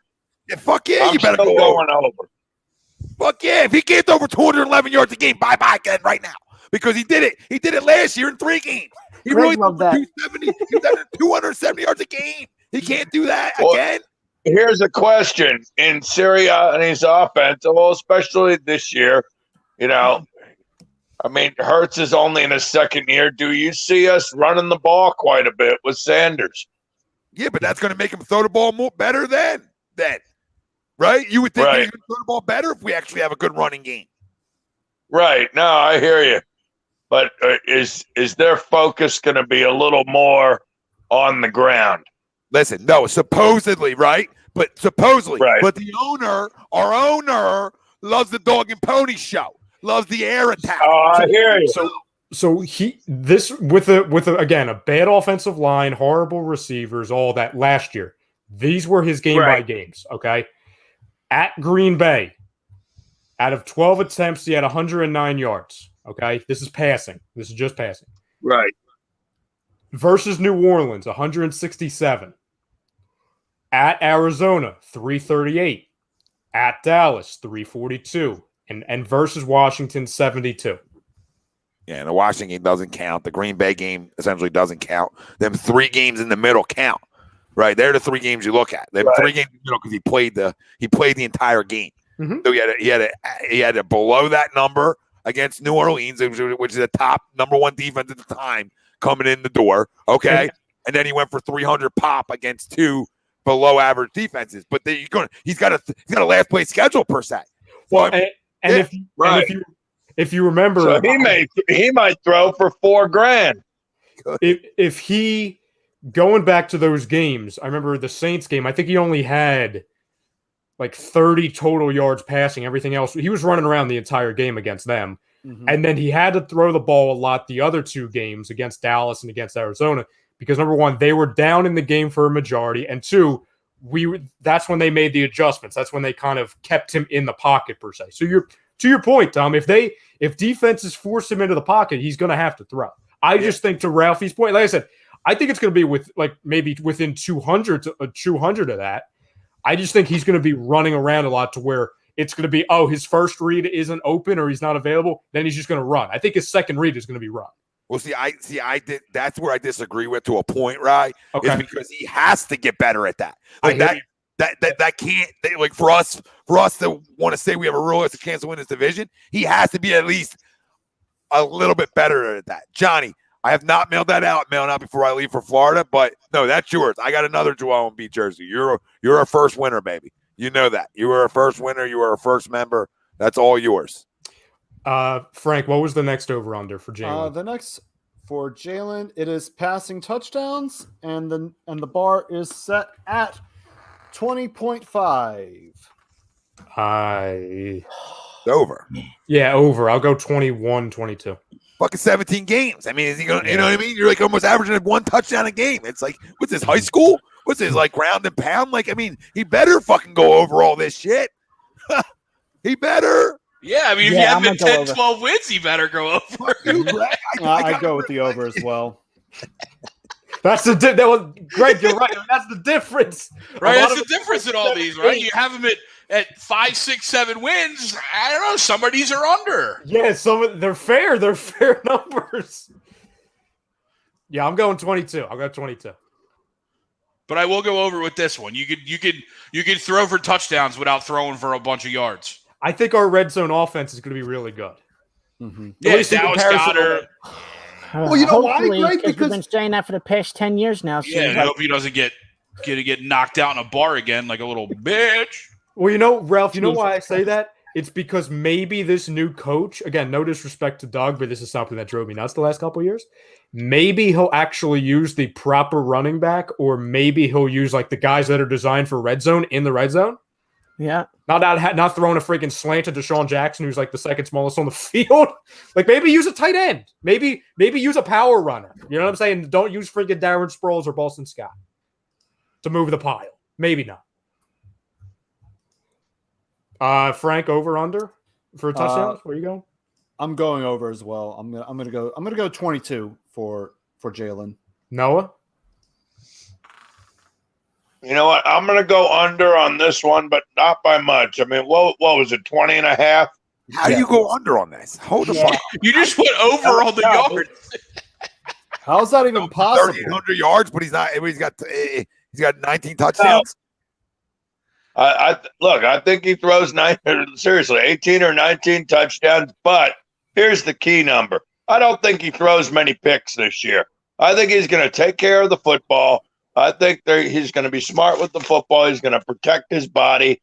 And I think he's going to be able to – he's obviously very mobile. He's obviously very mobile. He's going to be moving outside of the pocket. I think he's going to be able to create a lot of plays outside of the pocket. Now, what I'm hoping as the years go by, I hope he can learn, how to go for his second read, his third read. But let's face it, this year, I mean, if his first If his first read's not there, yeah, he's going to run. Real quick before we get to the next one. So this is a quote on Joe Judge from recently released Giants tight end Kelvin Benjamin. He was there for a week. Well, I'm just reading the quote. He says, and I quote, "I have a perspective on Joe Judge. He's not a coach that can ever win a Super Bowl because he sits there and cusses all day. You can tell he's one-sided about everything. He's a know-it-all. That's not how it's supposed to work." Could it be true, or is he just upset that he just got Says the guy who just got released. Yeah. And was there for a week. I just think it's funny that they list him as a tight end. It's like, Jesus. Well, he did. I think he put on a whole bunch of quarantine weight. Yeah. Oh, he put on weight when he was still in Carolina. My God, he was a tight end in Carolina. Masked as a wide receiver. Frank, can we get the rushing Yes. over-unders? Okay. The over-under is set at 650.5. What up, Gav? What's up, Gav? I'm going over. Noah? Or 650 yards? rushing. Yep. For rushing? Oh, Yeah. over. Over. Over. Where? Per attempt? Over. What? Wait, 650. I'm kidding. For the Jesus. season. 650 Yeah, I rushing got yards. it. I was this year. relax. I was kidding. No, For Hurts, correct? Yes. no, No, for for For Dillard. Jalen. For me. No, for Dillard. For Dillard. I'll go over. Yeah, it's I'm over. taking the over. Way over. I'll tell you what. I think Jalen has over 1,000 yards rushing. Yeah, I'm going over. I don't know about 1,000, but I'm right with you. I think he runs well too. Obviously, rushing touchdowns, Frank? 7.5. Oh, Jesus Over. God. Over. Way over. under. I'm gonna say 7. Really? Yeah, I mean it's still a lot. I always love like when over unders just in general come out, like team totals, player totals, right? And you're just like, oh yeah, this is way over. And I'm like, and just in my head, like I'm just like, yeah, well, Vegas was built for a reason. Vegas stays open for a reason. I'll go under. I'm going 9. Yeah, I'm just going under because he's gonna. I think the running backs are going to do better in the red zone rushing the football because of the option of him being able to run the ball, right? And I think his escapability is going to create touchdowns in the red zone throwing the ball. Hence why I have him over because he can move around down there, which creates guys getting open. Makes sense? You know what I mean? So I think that way. That's why I still have him at 7, which is a fucking lot of rushing touchdowns. You know what I mean? So I got him combining for. My combine is 30 total touchdowns from him, which makes us a division champion.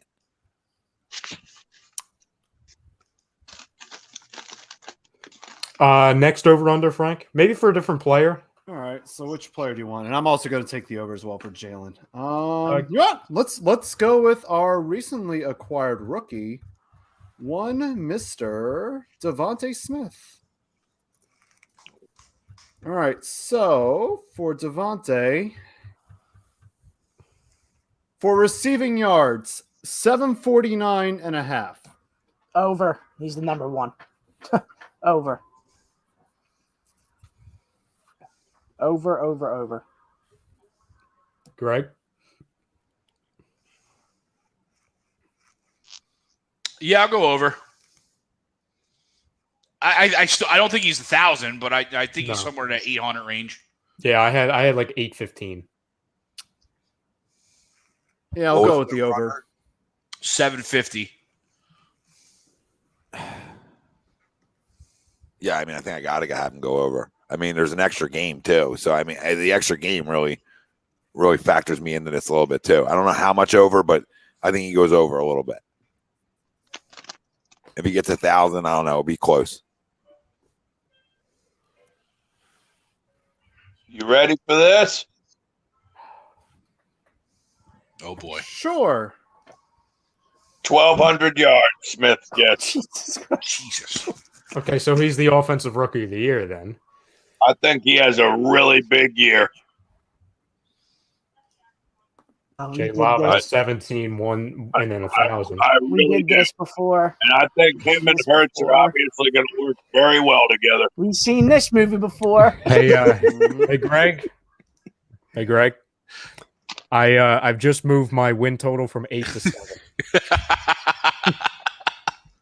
And if we continue, I might move it down to 6 in a minute. Yeah, if anything, I'm going up. I mean, Noah's got me going Oh, up. Lord. 1,500. I think this is the best team in the division. I can't wait till this all shakes out. I cannot fucking wait till we win this division when we were coming into it thinking, oh, it's going to be a rebuild. Oh, year. Noah down. Noah down. Walk off. Walk off talk. But no, I just think when you think you can win a division, that a lot of these numbers should be over. Now, I don't know. Nobody loves Devontae Smith more than me. I don't know if he's getting 1,200 in year one, but if there's a guy who can do it, it's him. If he's getting 1,200, who's throwing the football? I got over 3,600 passing yards. Yeah, Jesus. So, do we have an over-under on touchdowns? Yes, 5.5. I know where Tom and Noah are going. Well, I mean, he had it in the championship game. I mean, right? Yeah. I mean, yeah. The game started. He already had 4. Yeah. Right, Ralphie? I mean, that's Yeah, not he had a better stat line than all our receivers had last year. So, Yeah, I'm going over. How many, going though, over. Ralphie? How many? Noah. I'm going to go 6. 6. Yo. See, this is where I think he shines. I think he doubles that total. I think he's like 10 or 11 touchdowns. Oh, my God. Yeah, remember, I don't have him for like 1,200 yards, though. You know what I mean? I know. I'm like meeting in the middle. I got him for like 900 yards and 10 TDs. Fuck, Greg, I told you he's got a fucking jacket on. I know, no, I expect nothing less from the gold jacket. I absolutely, which is what kind of shocked me when you're like, just a little over the yards, and I'm like, he better be way over for Canton. Now, that Canton can start a little later. Canton start a little later, but if you go 910 TDs your rookie year, that's a great year. Yeah, it is. It's a great year. That's a monster year. And the one thing we know about Devontae Smith, the yards are always going to be there. But the fact of the matter, he's a touchdown machine, even though he's a smaller guy. He is a touchdown machine. And from the day he walked on the campus at Alabama, all he did was catch big touchdowns. So anybody that's got under on this, then that ain't the guy that you wanted to draft then. Because we're in the same boat if he can't go over 5.5 in 17 fucking games. 17 games. 17. I'm gonna go 9. I'm under. You fucking pussy. You go off of what you watch Jalen Hurts. Oh, no, he doesn't like him either. Tom, he doesn't like Devontae. Go to the draft reaction. Everyone's going crazy. He's just sitting there like this. Yeah, well, the problem is he goes off of college, and then when college doesn't fit his agenda, now he's not off of college. I mean, you just wait. You talked about Jalen Hurts in college, which I completely agree with you with. But the other guy in college was a fucking pimp. So, I mean, you got to give it both ways. No, I know. I look at our struggles in scoring touchdowns from the wide receiver position the last few years. They didn't take him, Greg. We did. I understand. I have him at 5. I don't have him way under. I have him at 5. I just don't think I just think the defenses are going to game plan against him because he was so good at the last level. Grow up. You freaking unbelievable. I can't with you. What's Drew saying? What up, Drew? Maybe the wildest stat I've seen in a while. Detroit scored 17 runs today with 0 home runs. How does that happen? Well, you know how it happened, Drew? It happened in 1980 when they weren't hitting a ton.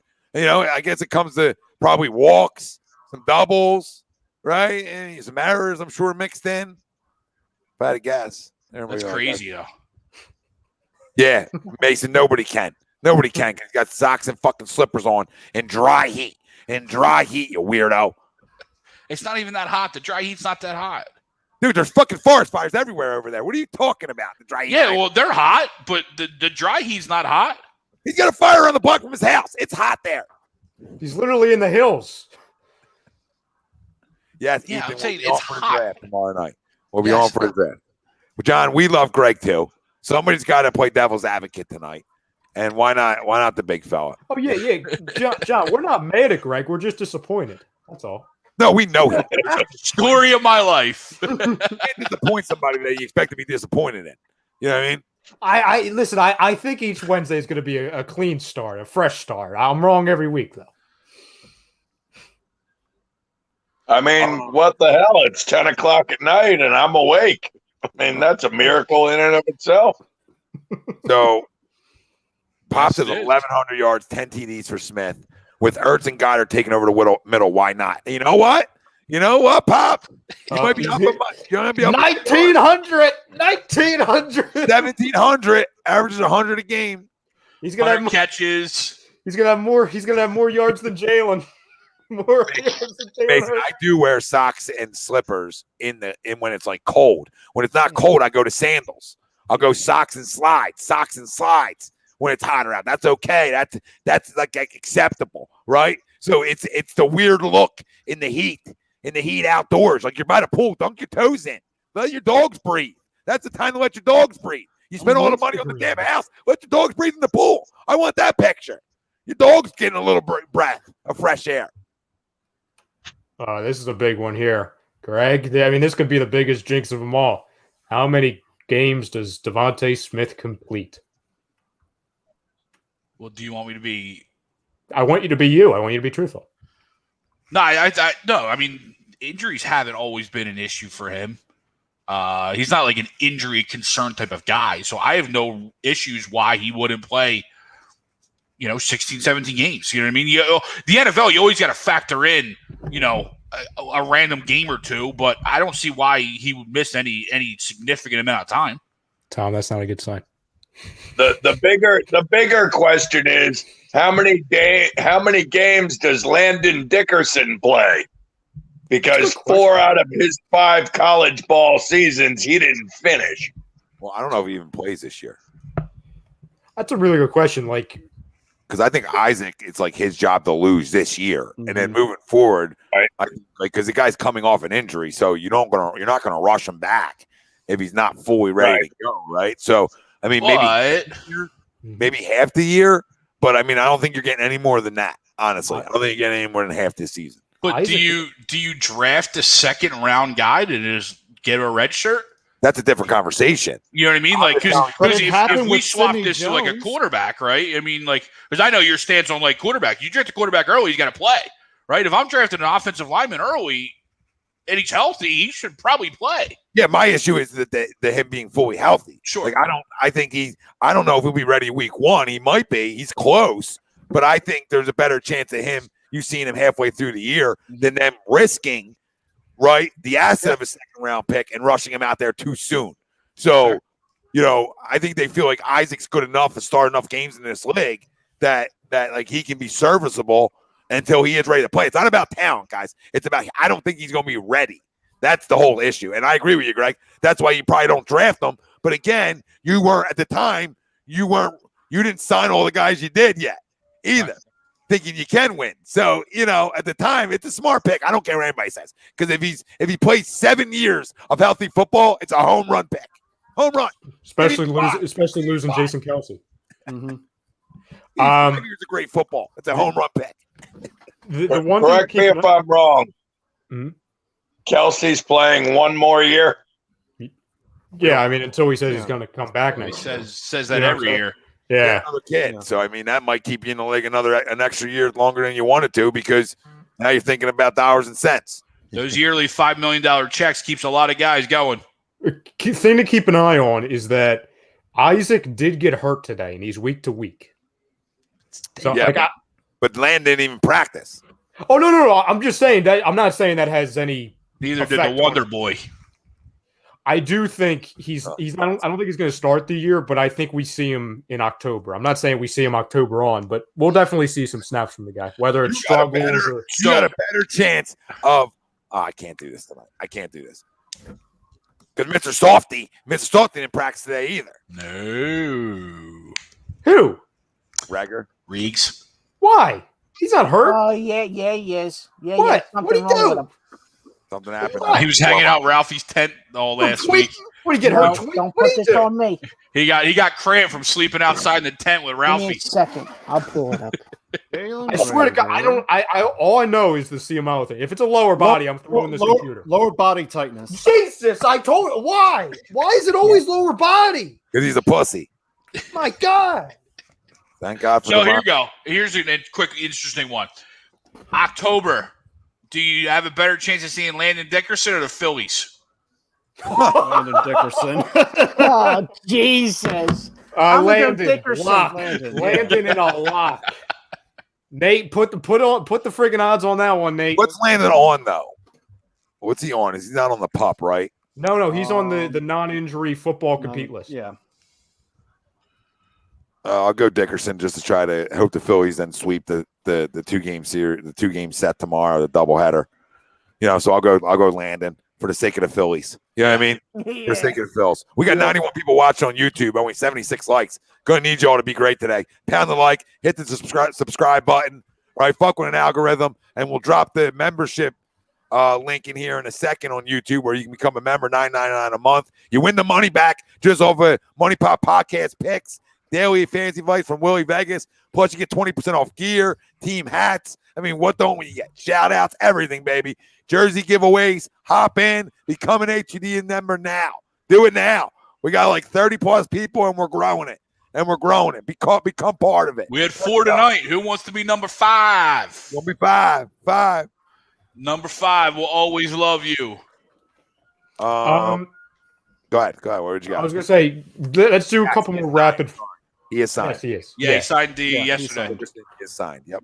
Frank, give us a couple more like rapid fire overruns before we go to Sixers. Like maybe a couple on the defense, like sacks, All right. interceptions. Well, I actually pulled up Miles Sanders. Okay. For it. Yeah. Miles Sanders. Sorry. I don't know what happened. Fumbles. Miles Sanders, total season yards, 1,000. Better go over. Jesus, he got to go over. I mean, I had him at 16. I had him at 1,600 last year, so I'll go. Christ. Listen, I was better looking be at the over. Yeah, I'm gonna I'll go go over. Yeah, I'll go over. I'll go like Go under, Rye. Since what you did last year. I'm going to go over. What did he have last year? not. Did he that. not get 1,000?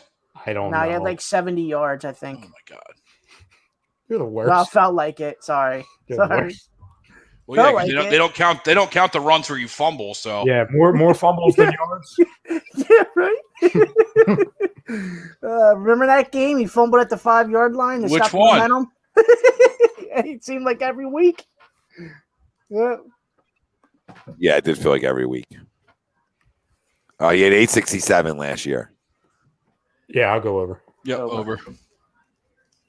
I mean, And by the way, Tom, I had the 1,600 was all purpose. By the way, it wasn't just rushing that I had last year. So it's not that bad. As bad. no, I mean last year he only had 706 all purpose. Nah, did he? What do you have? 867 and 200. So I mean he had about a little, with 1,000, almost 1,100 all purpose yards last year, which is And not that's, good. No, and that's being a liability in the passing game. Complete Yes, John, liability. in a little bit we'll be talking Sixers. We're just getting through our Eagles conversation and we'll transition to Sixers. Yeah, I mean he has to go over that. He has to. It's unacceptable not to. And you get an extra game added in. Huh. You better. Better offensive line, a coach that'll actually run the ball. Yeah. And Miles is only 24, so I mean he is still young. I'm going to go with the over as well. Shit, are we doing something bad here? I think he just cracks 1,000. Just cracks it. Noah, can you go under, please? Just say under. That way we can even it out. Well, for Sanders rushing yards? No, I'm kidding. You can give what you're actually going to do. I was just saying, it seems like we're doing a lot of overs. No, I think he has a bounce back year. I think he rushes for 1,200 yards. Okay. Do we have a touchdown over under, Frank? For him? The touchdown over under for one, Mr. Miles Sanders, is 7. Under. Under for me as well. He had 6 last year, so I just want to say push for this one. I feel like this is going to be a push. I'll go 6. 7. Yeah. 7. Yep. I'll go over. I'll go 8. I'll go over 1. I'm not gonna say double digits. I'll go over 1. No. How many rushing TDs? Yeah, it's at 7. For us. Miles. For me. For Miles. Right, yeah. Okay. Let's go. You know what? I think he has a nice bounce back here, like I'm saying. I'm going to go 15. I'm going over. Yep. Season might be over by week 4. What did you just say? Good night, everybody. Ralph, turn off your screen. See you, Noah. Yeah, I agree with Derek. I mean, 8, 9. I think he's right around there. 16. I mean, you want to say total. I mean, that's a monster year. I mean, you got the way your numbers are shaking out, baby. The only guy left on the screen right now. The way your numbers are shaking out, it's a 15-win football team. We're going. You know what I mean? We're like 15-2. Fucking loaded. Tom, I mean, we're getting back to 2015. We don't see a loss. Yeah, we don't want to get there. There's places we don't want to go, and that's the not seeing losses. I can't imagine what Noah's going to be like after the first preseason game. Jeez, hopefully Jalen doesn't play. If Jalen plays well first preseason, look out. Came back and everyone's off screen. What happened? Holy smokes. Noah said 15 rushing touchdowns for Miles Sanders. Oh, my God. Lamont, he's just tired. I don't think he's definitely not high. He's tired. No, he's just tired. What was in that ham sandwich, and can I have some? Jesse said 15. We're going to the Super Bowl. Marquise is asking the same thing. Noah, do you think we're going to play in the Super Bowl? This is like Sam Bradford first half of the preseason game against the Packers. Greg, I said that right before you came back. I said that. Oh my gosh! Like, him and oh my Sproles, God! Him and Sproles, you're like, they're not losing a game. Jordan Matthews. Everybody pulled it out and just started jerking it wherever they were in public and everything. Just like, oh my God, it's the greatest team ever. Big team. Give us a couple sack and interception. I am looking for some regular season sacks. I got Fletcher Cox with the over under set at 6.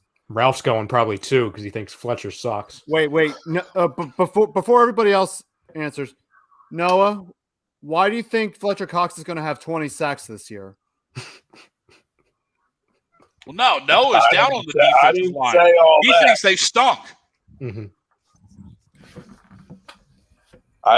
We need Fletcher Cox to step it up this year. Is what we need. So how many? How many sacks does he have? I'm going to say 6. So it's a push. So he's under.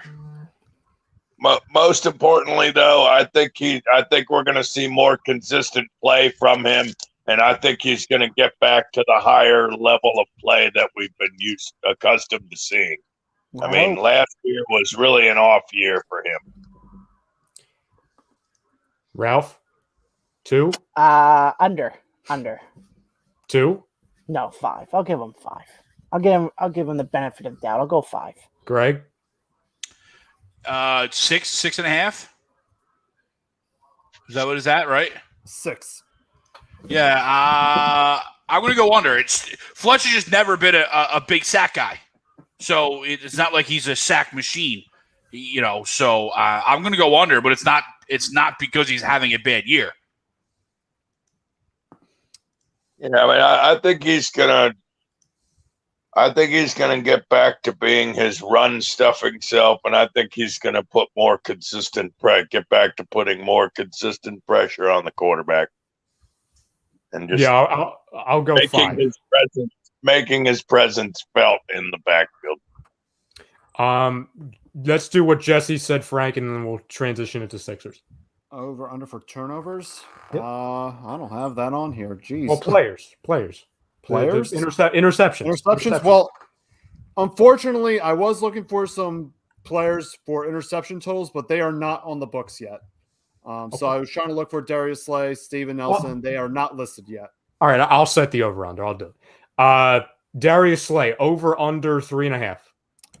Under with 2. Under.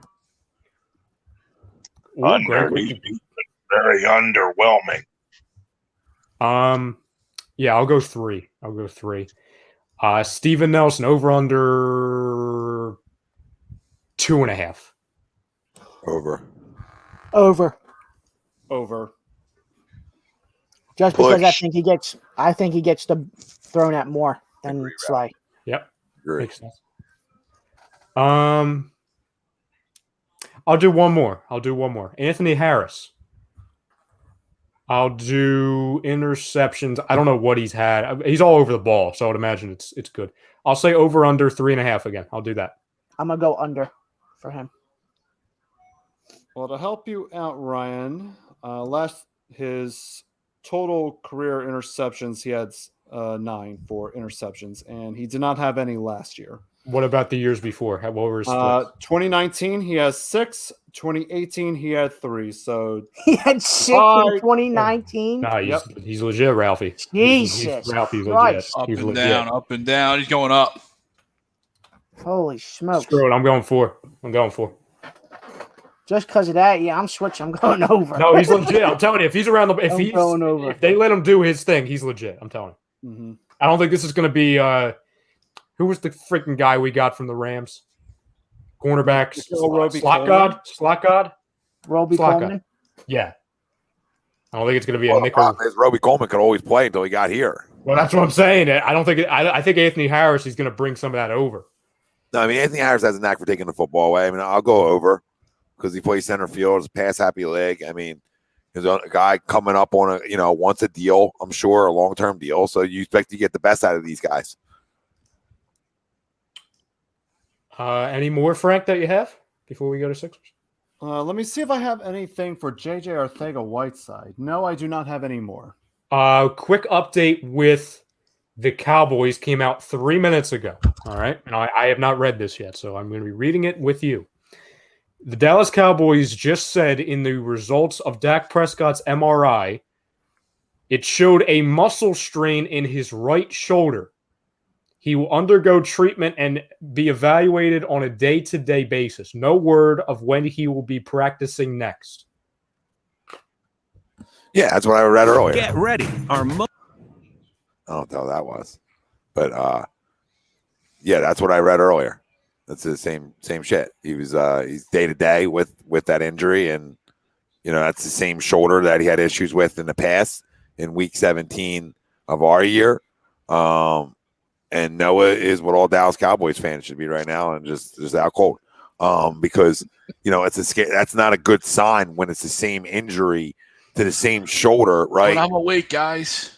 It's a similar injury, right? So I mean, it's just back to that right shoulder that's been an issue for him. So I mean, I don't know. That's not good. It's not a good start for Cowboys fans. It's not a good start. Nope. I'm not saying it's over or anything. Like he'll probably be fine, but that's not good. This is amazing. I have something. Hold on. I look forward to this every Wednesday. Noah's on. So do I. He's day-to-day with rest. It's nothing serious. It's just a right arm again. Maul, are you nervous? Oh, my bad. He's day-to-day. No, you're fine. John says my 4-year-old is dreaming Ben Simmons gets traded tomorrow. Does anybody think he gets traded tomorrow? Hey, that's a great question, but I don't think he does. Ralphie knows. To be honest, I don't think no trades go down tomorrow. Because we all know how the NBA works. They pipe this up for the draft. Draft gets here, draft night. Oh, everybody's calling. 20 teams want to move up. 15 want to move down. And guess what? Nothing happens. So for tomorrow with Ben Simmons, I don't think it happens at all.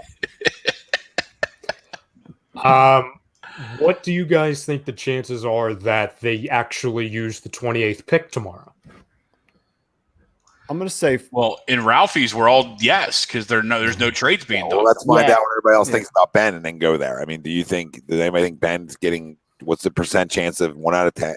1 out of 100%, right? That he gets traded tomorrow.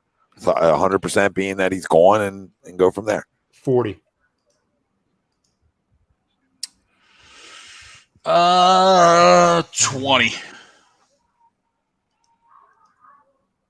I'm going to go 65.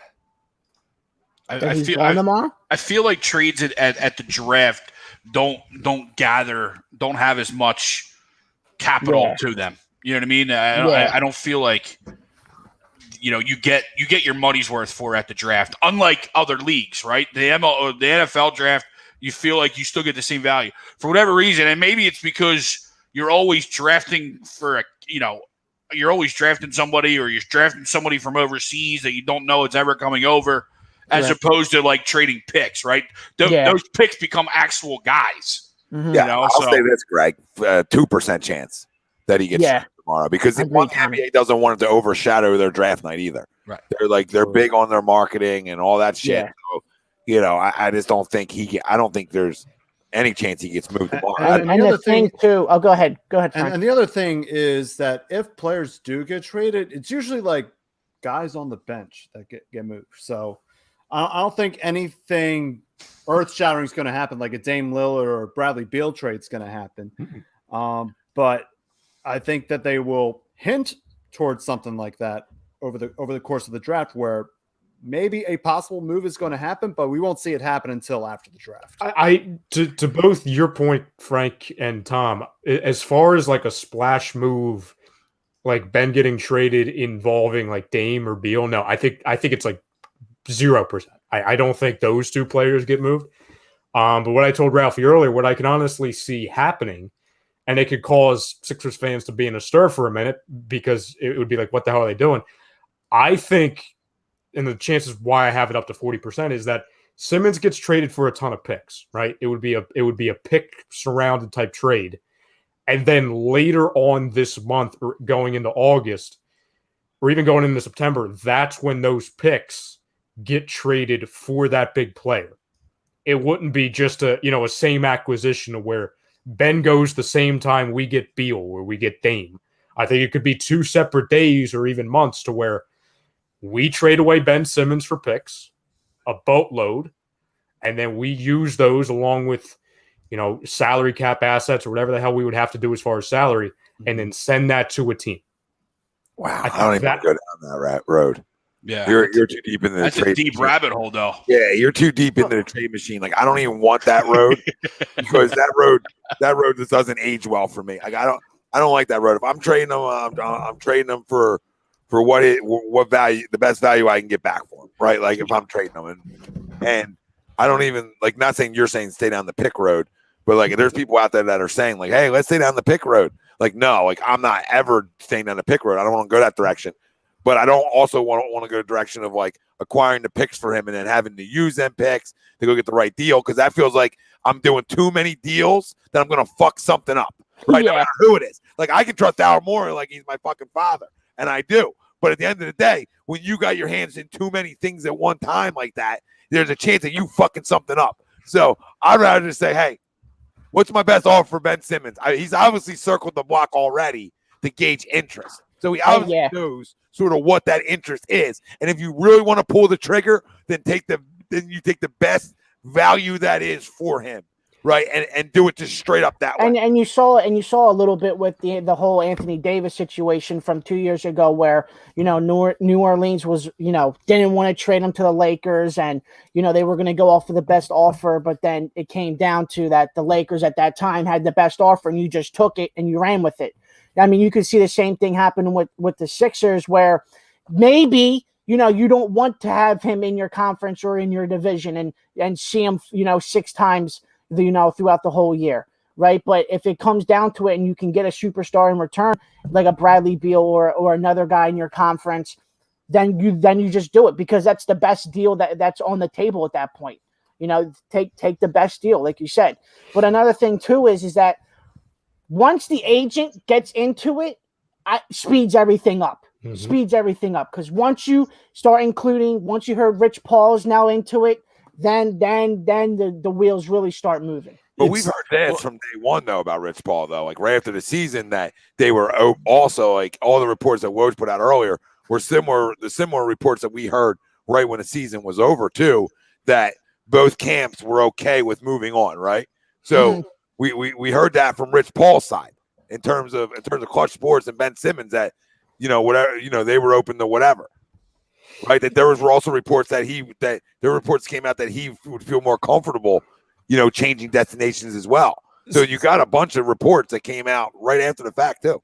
Yeah, Tom. The only thing I disagree with that, the original meeting between Rich Paul, Ben Simmons, and the Sixers was that they were trying to stay. At least that was the first thing that we were told. It was that they went to them because they did not want to get moving. They were comfortable with Philadelphia, and that's where all the beat reporters said, "Well, of course he wants to stay because he's being coddled to death."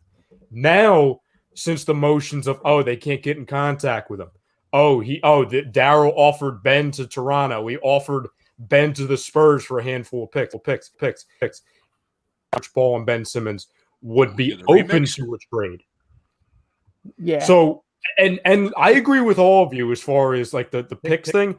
I said to Ralph earlier, I don't necessarily like that because it's extremely risky. Because you're trading away an asset in Ben, whether we hate him or we still think he's going to be good. Unless you know 100% that within the month, Bradley Beal or Damian Lillard are going to make a trade, like they are going to request a trade, you're sitting there with all those picks and you might not have anything to do with them. You know what I'm saying? I'm not saying those are the only two players out there, but it's risky. Remember something. At the end of the year, it was all PR, right? Doc, correct. Doc, right when the season ended, like, we got to work with him. We got to get him better. And then, right, and that was that process, right, that we all understood happened then. But then it was that, like, both parties right after that were both, like, seemed to shift and be okay with, well, if we move, we move.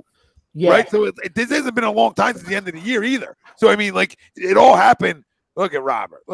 Trying to entice him into the jersey. $9.99. Entice him into the jersey, Johnny. Look at you getting another member.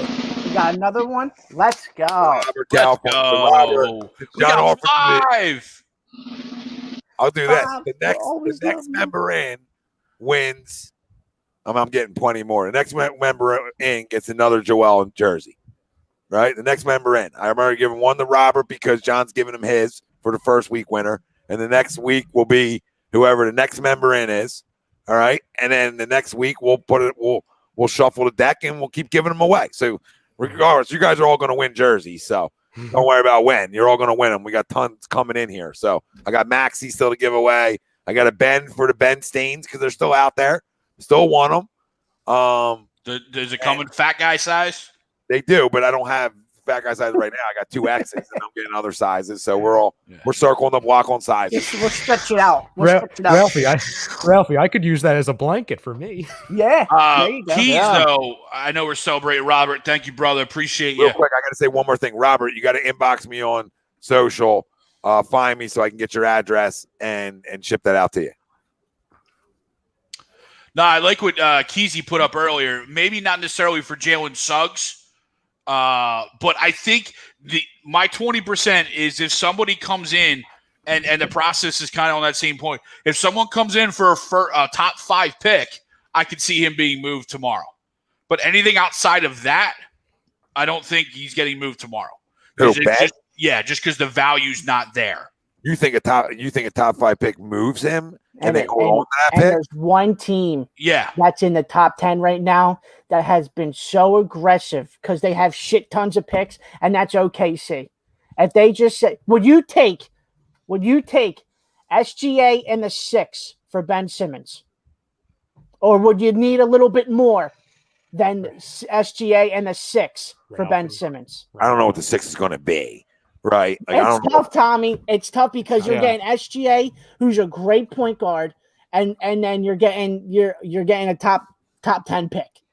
Ralphie. I mean, listen, if this relationship's fractured and he's not going to get better and everything like that, then I probably just accepted to move on with my life, right? Yeah. And a young player. So I'm getting 2 young players. So I mean, it's tough, but I guess I have to take that, right? Because I don't know if I'm getting better than that. Like, you know what I mean? I'm in that boat now where I don't know if I'm getting better. Yep. Ralphie, if they do that tomorrow, that's unreal. And Tom, I hear you. It's like, okay, what? Then who you drafted at 6 though? So give me this, right? Because I don't disagree. I'm thinking. That's my question. But who are you drafting at 6? In your scenario, who are you taking at 6? It might be a little high, but I really like Davion. I also have Davion as well. But you're just trading for a point guard, and you just drafted a point guard last year. Okay, you can have guards. Yeah. No, but I'm saying, like, to me, though, that doesn't make it worth it. Yeah, you don't want 3 point guards. Because you just traded for SGA, you have Maxey there, and now you're gonna trade for Davion Mitchell. And yes, that is really high for him. Let me look at the board. Well, yeah, who does the Mox got going at 6? The name the Mox got is James Bootnight, or the one I'm looking at. Bootnight from UConn. Yeah, the name that actually intrigues me a lot is Jonathan Kuminga. Yeah, I like him. 18-year-old from the G League. I mean, if Scotty Barnes is there, I mean, it fits what we need. Power forward, you know what I'm saying? Yeah. Kuminga, same thing. I don't want Franz Wagner. I don't want him. So no with that. I'm with you. It would probably be Kuminga, to be honest. If he's there, it'd probably be Kuminga. Kuminga and friggin' SGA. You can entice me for that one. Yeah, I might pull the trigger. Tom, even as a Simmons stan. Yeah, I mean, Tom, I know you know how I feel about SGA. I think SGA is a better player than you're gonna get out of last year's draft and maybe out of this year's draft. No, I got no problem with SGA. That's not my issue. It's just like I want to make sure I'm really getting better, like overall. So I just want to make sure I'm hitting that 6 if I'm keeping it. You know what I mean? Like that's just got to be a hit for me because I'm good with making a deal because I know I'm getting a player in return that can play. So I'm not as worried about that, but I want more than a player in return that can play. Like if I'm going a little bit of a younger route too, I want to hit on that. So now I have SGA, Maxey, and another hit to continue to go forward as an organization to continue to try to win, even if Joel doesn't hold up for fucking 6 years, right? You know what I mean? So I want to make sure I'm going in that trending direction of winning. And Kuminga gives you that position of need too, right? It's that power. It's that small forward that would give you that position of true need. Yeah, like off your bench too would be good if you want to keep the bias at the 3, right? So yeah, I mean, right. Or at the 4. Well, no, you like the bias at the 4. So yeah, a small forward would help you. So this came out earlier today for Ben Simmons from Kevin O'Connor. He said that the Sixers wanted 4 first-round draft picks, 3 pick swaps, and a young player from San Antonio in exchange for Ben Simmons. As they should. San Antonio said no to that. Correct. Yep. Listen, I understand it's aggressive, but like when and obviously the Sixers know what they have, and the rest of the league knows what they have. I know the fan base is trashed on him. You know what I mean? And rightfully so. He was putrid. Yeah. There's no denying that. But yeah, you have to start high. And if that works down to 2 first and 2 swaps, then that's where that's that money zone, right? That 2 picks and 2 swaps plus a young player. But you have to shoot high. Yeah, I got no time for that deal, by the way, either, though, even though it's high. Like, I'm the Sixers. I don't like that. I don't like that deal. Like, I don't like that deal. I don't want picks. I don't want all these picks. I need players. Daryl's a mover and a shaker, though. I understand that. He's never going to use one of those. He's never going to use any of those picks. It's not the point. I don't then try. Then you got to go hit something else. So you have to have all this lined up. And what happens if one thing goes wrong for you, right? And then you call your pants down. Like, you know what I mean? So what happens if you're like, okay, I can do this and get Dame and Portland's all in on it, blah, blah, blah, right? And then all of a sudden Dame comes down and says, I think I'm staying. And then this guy, I'm just hypothetical. And then you can go. You're absolutely right. Yeah. Too much can go wrong that way. Now, you're only getting them picks if you're going to use them, right? Or use most of them. Makes sense? Well, yeah, and they're all not obviously that year. You know what I mean? So, you have the capital then to mess around going forward. No, yeah, I get you. I'm just not in the rebuild mode of picks. I've dealt with it enough. So I'm in the rebuild mode of studs, pimps. That's what I look for when I replace Ben Simmons. So that's what it's got to be. It's got to be players. It can't be. Not saying any of you guys are saying that. You know what I mean? I'm just talking in general. Like, I just can't do that game. I've done it for too long.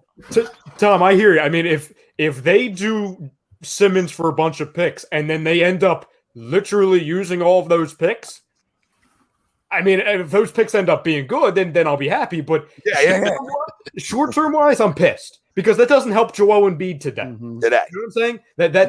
That makes us go into rebuild mode. And I'm not trying to do that with a guy who's just the MVP candidate. The only way that – go ahead, Tommy.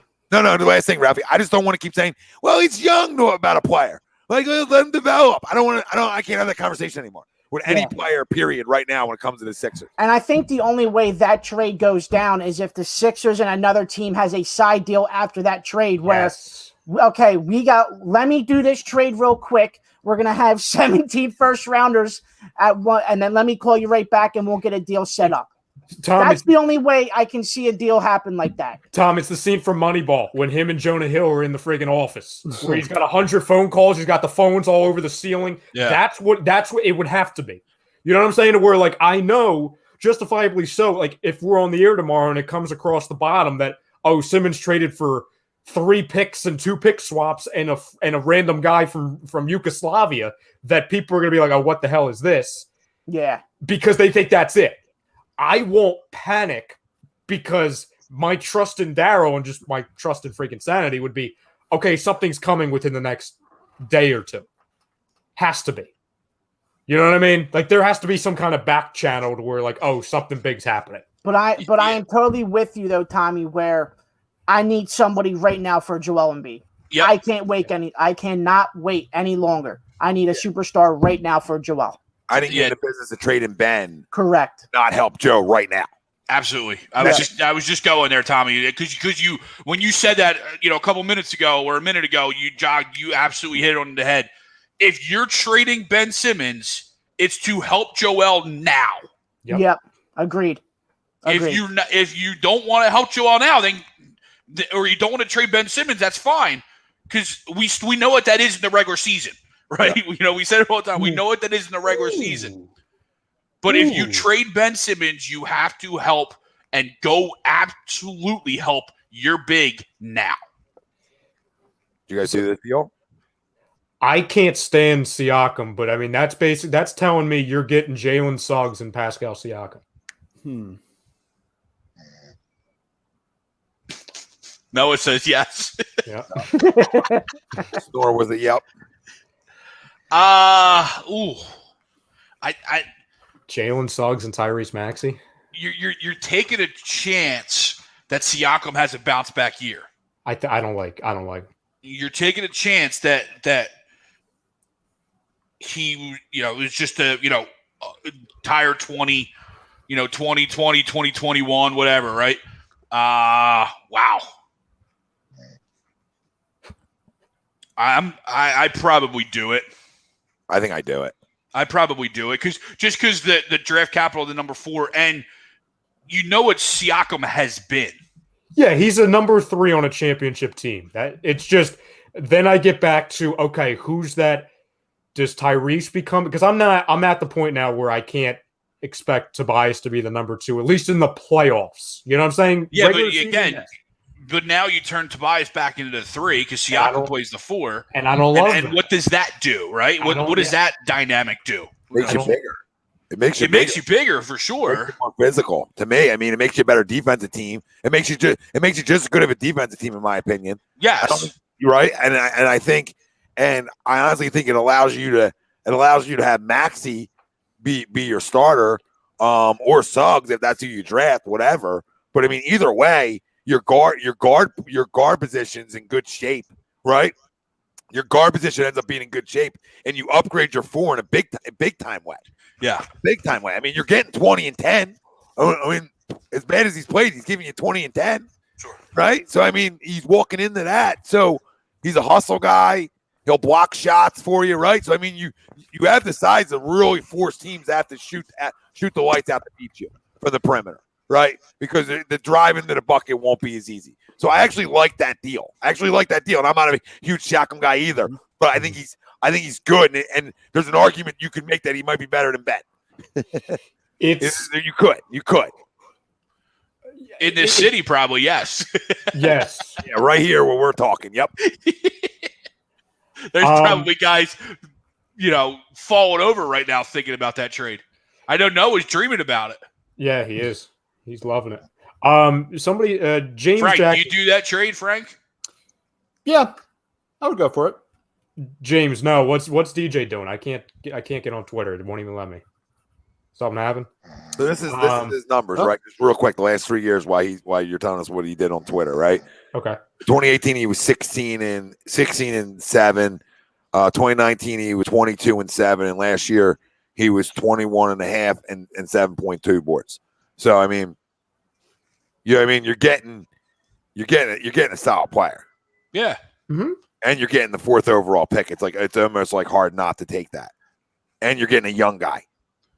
And the salaries naturally are comparable because that's why Toronto would do it, right? Toronto obviously is having a little bit of buyer's remorse in doing what they had to do. You had to re-sign Siakam if you're the Raptors. Hurts them more than Siakam. I completely agree. Absolutely. Yeah. Their shitstorm this year is Van Vliet couldn't hit a shot. It wasn't. Now, question: what are you doing with Tobias if you make that trade? Put him at the 3. It's not like he hasn't played it before. He's played it before and averaged 20 a game, so it's not like he hasn't played it before. And you're just bigger. You're bigger. I know. I wonder if his phone died. Or did just someone in here kick him out? No, I didn't kick him out. I didn't kick him out. I think his phone died, to be honest, or probably the wifey caught him sleeping and decided to turn it off. No, see, if somebody called him though, there's a bigger reaction than just falling off the face of the earth. Yeah. Which one's better? I mean? Which one's better, SGA in 6 or OG Anunoby? No, SGA, in my opinion. Yeah, it's not. Say Siakam in 4. SGA and SGA. SGA alone is better than Siakam in 4. Yeah, no. I like Siakam in 4 better. I'm probably getting a better player at 4. And but that's the thing. You're getting him play. It's not like Siakam can't play. Siakam can play. I bleed sucking. Correct. I probably have to lean Siakam in 4 too, just because I know the caliber of player I'm getting at 4. And realistically, I could take the same player at 4 that I'm going to get at 6 if I really like him that much, right? Like for example, I'm just throwing Kuminga out there. I don't even know, but Kuminga is going to be available at 4 if Suggs is gone. And I want Maxey starting then. You know what I mean? So I like Maxey that much that SGA comes to town. How much run does Maxey get then at all? Right. So to me, I can win this way. I'm thinking too, right? Like I'm thinking a little bit different because I can start Maxey and go Siakam at the 4 at the bias. I got a lot of scoring in my starting 5. All right. And Seth Curry can run the 2, and whoever I draft at 4 has a little time to develop and come off my bench. Right. You're correct. I know they wouldn't do this, but hypothetically, you could run them both in the starters and have Seth off the bench. I'm not saying they would do that. Yeah, I don't have enough 3-point shooting for that with them two yet. Like they both have to get better. When you talk about SGA and Maxey from 3, they're both getting better, but they both have a lot of improvement that not have Seth starting, right? You know what I mean? And just the scheme of opening things up for Joel, because remember, you're gonna have the way I'm going is. I think Siakam can shoot the 3 decent enough as a stretch 4, right? Yeah, I mean, just as good as Ben, right? Yeah, I mean, I forget what his numbers are from 3. Let me know if you pulled it up. Yeah, I'll check. But I think you can stretch it enough, and Tobias can stretch it to 3, and you can get smaller in your guard play, right? You can go Seth and Maxey and go smaller there because you have that size with those 3. Yeah. Yep. Now, if that's the starting 5 game 1 of this season, you guys a fan of that? Because obviously that's assuming you don't bring back Danny, so Matisse goes up and he starts the 3. I just bring him off my bench. You know what I mean? I bring him off my bench, Danny. Oh yeah, FYI. Yep. But yes, I think that team is a legitimate Eastern Conference Final contender. I think they're right up there where what they should be. I mean, that's a 1 to 3 seed. Just like I have now, but I think their postseason's better. Mm-hmm. Yeah, and you finally get a point guard that shoots the ball, and he's a playmaker and a ball handler. All right, so you were asking 3-point percentage, Tom? Mm-hmm. So last year he averaged, it was way down. He averaged 29% from three. He's a career 32% from three. But from your four, you live with that. Enough to stretch it. But his game from your really four. Sorry, his game, from the four, you live with that. But his game, as I'm sure you're about to say, is more the transition and open floor type. Yeah, he averaged mid-range game's very good. His mid-range is very good. Yeah, real quick. Speaking of that, right? So here's how disgusting the current crowd, the NBA and AAU, right? So one of my friends has a son getting D1 offers, legit D1 prospect. Got a sick mid-range game. The coach of his high-level AAU said, "Stop with the mid-range, just get to the bucket."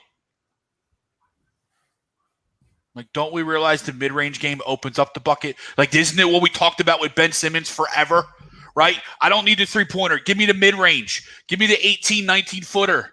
Give me the pull-up, right? Beat my man out the dribble, pull up, bang. That opens up the drive to the head basket. It's such crap, the current product. I like what Donovan's saying, and I was going to say it a minute ago, whether it was Siakam at 4 or whoever, if we were getting the 4 or even 6, we're not guaranteed to have to. We don't even have to use that pick. We can then flip it. You know what I mean? And that could go to your point, Tom, of helping us win today. Yeah. We can flip it literally within 30 seconds. That goes back to the multiple phone lines thing. Yeah, you could flip it for a player for sure. I mean, I would think you'd get a good player in return for that pick. But if I'm getting a Siakam, like, I don't think I need to flip it then, because that guy can come off my bench. So I can still develop that player and still try to win. Because now my starting 5 really only has one puppy in it, and that's Maxey, if you look at it that way, right? And Matisse and the 4 overall pick and Danny, you try, and shake it really, what you want it, be your bench per se, right? So what are the chances, in your opinion, guys, that they use 28 tomorrow? Well, I said there was going to be no trades tomorrow, so... you didn't. You said no big trades, though. I mean, this wouldn't be gigantic. Yeah, that's what you said. No big trades. They could trade it and get more seconds, right? I could see like stupid shit like that happening. Oh, I'll be mad. That's Colangelo's special. Yeah, I mean, maybe not. I mean, I think the chance they probably use it. I think they probably use it. I don't know though. Like, what are they getting in value for that? I don't know. Well, what someone said earlier, Aaron Holiday. Like, I'd rather take my chances. No, but I'm just throwing it out there. You know? Oh, what I mean? no, I'm not saying that at you. I just Ralphie and Frank know that I've been saying for the past 24 hours that if we give up anything more than the 50th overall pick for Aaron Holiday, I'm throwing things, because that's he's not good enough for that. No, but he's the third best. He's like the third best Holiday brother. Yeah, he's not even considered a brother because of a Holiday brother, because he can't play. So, Ralphie, percentage that we use 28. I'm gonna go 80%. That we trade it. No, that you use it. Oh, that we use it. Okay. Changing your own question around. Well, no, I didn't know, because yesterday he thought they were going to trade it, so I was thinking he misunderstood. Yeah, but now he's got the agenda that no trades are happening tomorrow. Oh, he's sticking to that. So now he's got to go back to no trades are happening tomorrow. Frank? I'm going to say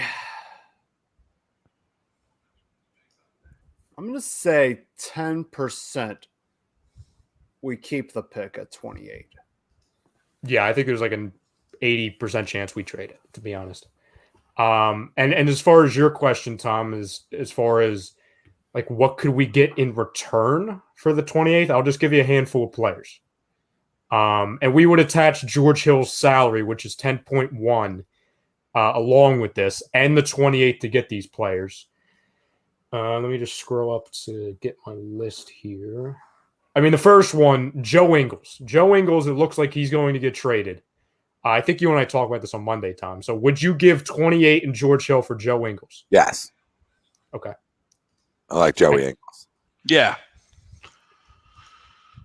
Take an Australian. We'll take another run in an Australian. Ralphie? An Australian that can shoot. Yeah, that's an easy one. That's an easy one. Yeah. I think so too. I think it's stupid of Utah though. Yeah. Well, read the trade that might happen with the Lakers with Ingles.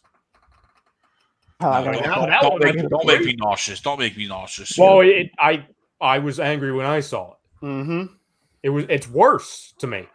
It's worse than the trade I just said. It was like what, Kuzma in 22?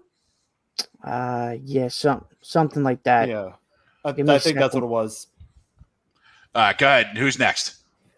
Larry Nance Jr. George Hill in 28 for Larry Nance Jr. Nah, Doesn't do anything for me. I don't think he's good. I don't like Larry. He can't even play for Cleveland. Yeah. 28 and George Hill for Derek Jones Jr.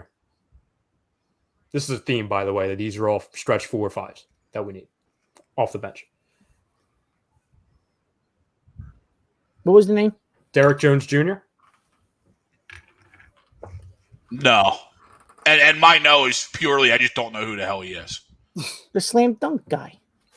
Yeah, it does. That doesn't do me any good either, Ralph. I know. And it makes me want him even less. Athletic stretch 4 for the Portland Trailblazers. Yeah. Formerly of the Heat. Nah, I'm good. By the way, Limit Joe Ingles doesn't come off our bench. Joe Ingles starts. where? Correct. He's a 4. You Well, put he him can to play 3 or 4. for that? Then, but I'm saying you're not trading for a guy like Joe Ingles to bring him off your bench. He came off the bench in Utah. No, he started. No, he started. He came off the bench a couple years ago in Utah. A majority of his career was off the bench. But maybe he started when Bogdanovich was out, but no. He was their 6th man for a long time. I'm pretty sure he started for them. Well, either way, he's done both. So either way, he's done both. 28 and George Hill for Marvin Bagley. I mean, of course, the name entices you, but he's a shitbag. So no. I love me some Marvin. I take a chance. Thank you. Yeah, I'm done with chances. Frank. I just get enticed by the game.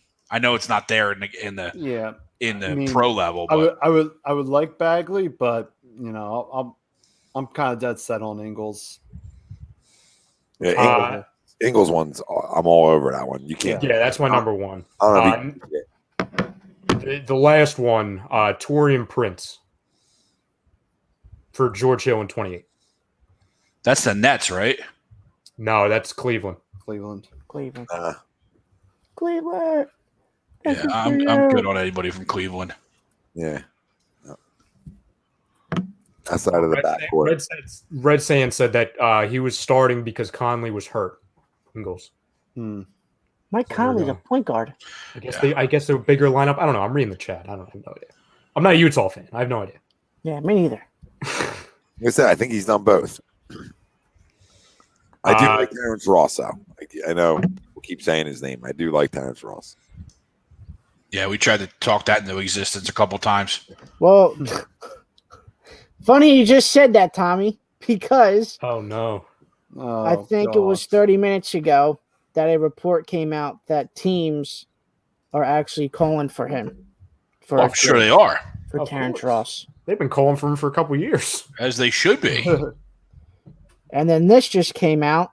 The Cavs turned down a trade of SGA and the 6 for the number 3.